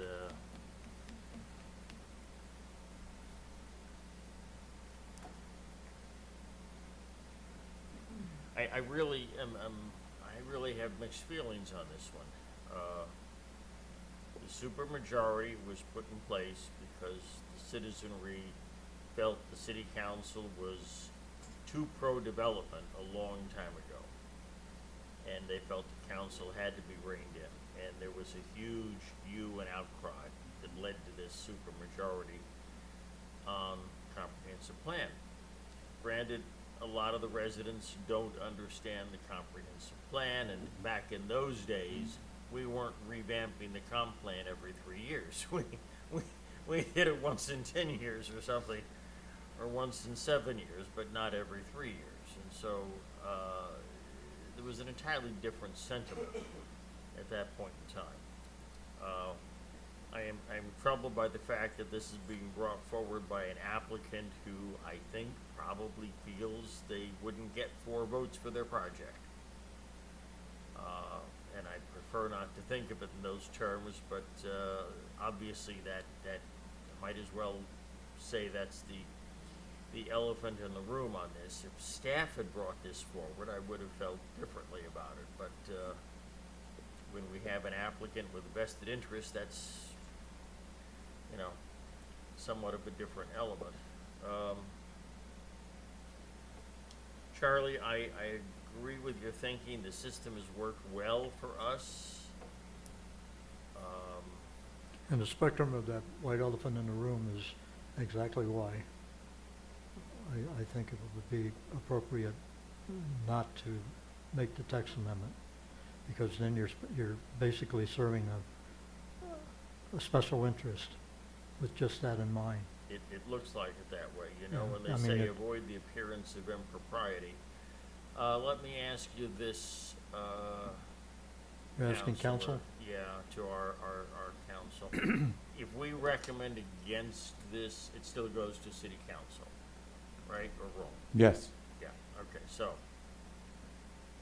it's with- their policy choice. Yeah, that's their policy choice. Right, we're just recommending, they're gonna hear our voice, whether we agree with them or not. All right, I'm inclined to recommend against this at this time and let it go to council that way. That's my feeling. Right. I've already, like I said, I've stated mine. I'll open up the floor to, let's recommend, well, let's hear a motion for or against it. All right, from I move that we deny this request. Okay, Mr. Seifried has made a motion to deny. I need a second on this. Mr. Besson, are Now, you? just let me make this clear. Denying the motion would, a yes vote for denying the motion would be to defeat the text amendment, correct? But That's it correct. still goes to city council. Yeah. Right, okay, I second. But they the motion. would know that we rejected it? So you're seconding it? Yes. Okay, we have a second on the motion. I'll take a roll call vote on this, All please. right. So, wait, let's just be clear what Dr. Yes. Wilson said. A yes vote in favor of the motion is to recommend denial of the Yes. application. There's been a recommendation for denial of the change. I move to so deny the therefore- text amendment. Right. And Okay, it's been moved, seconded. A yes vote would mean that we have denied it. exactly. Okay. So Chairman Ernst, Yes on the denial. Vice Chair McDear made. No, I'm sorry? no, Commissioner Blamire, No.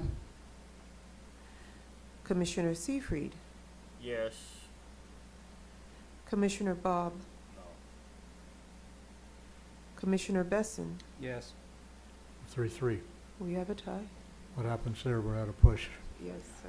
I think it goes to the city It council goes with to a council split with a recommendation. split Split recommendation. recommendation. All right. Thank you, Chair. Thank you. So, Board members. Mr. Chair, if I could, Yes. just as a point of information, because y'all had made a discussion about a private citizen opposed to staff bringing a text amendment. Just for the information, anyone can bring a text amendment Okay. we are the facilitators. Sometimes we are directed through the city Right. manager to do it, Okay. and Now, this is probably the first time where we've had an individual or a representative from the citizenry come up and ask for a text amendment. Normally, it comes through staff, and that's why we needed to really question the procedure on that. And, Okay. we- Thank all you. right, Thank you for your time. So, with the tie, it will still go to the commission for a vote. Close up the meeting tonight. I move we adjourn. Well, we have committee reports, if we have any committee reports, sir. Thank you, Mr. Chair. No, we don't. No. Any old business, sir, we need to address? None? No? None, sir. And new business, just the meeting still scheduled for July The second. 2nd is next, and that's about it. And that's it. Then I move to adjourn. There's a motion to adjourn, second, Second. and we are going home.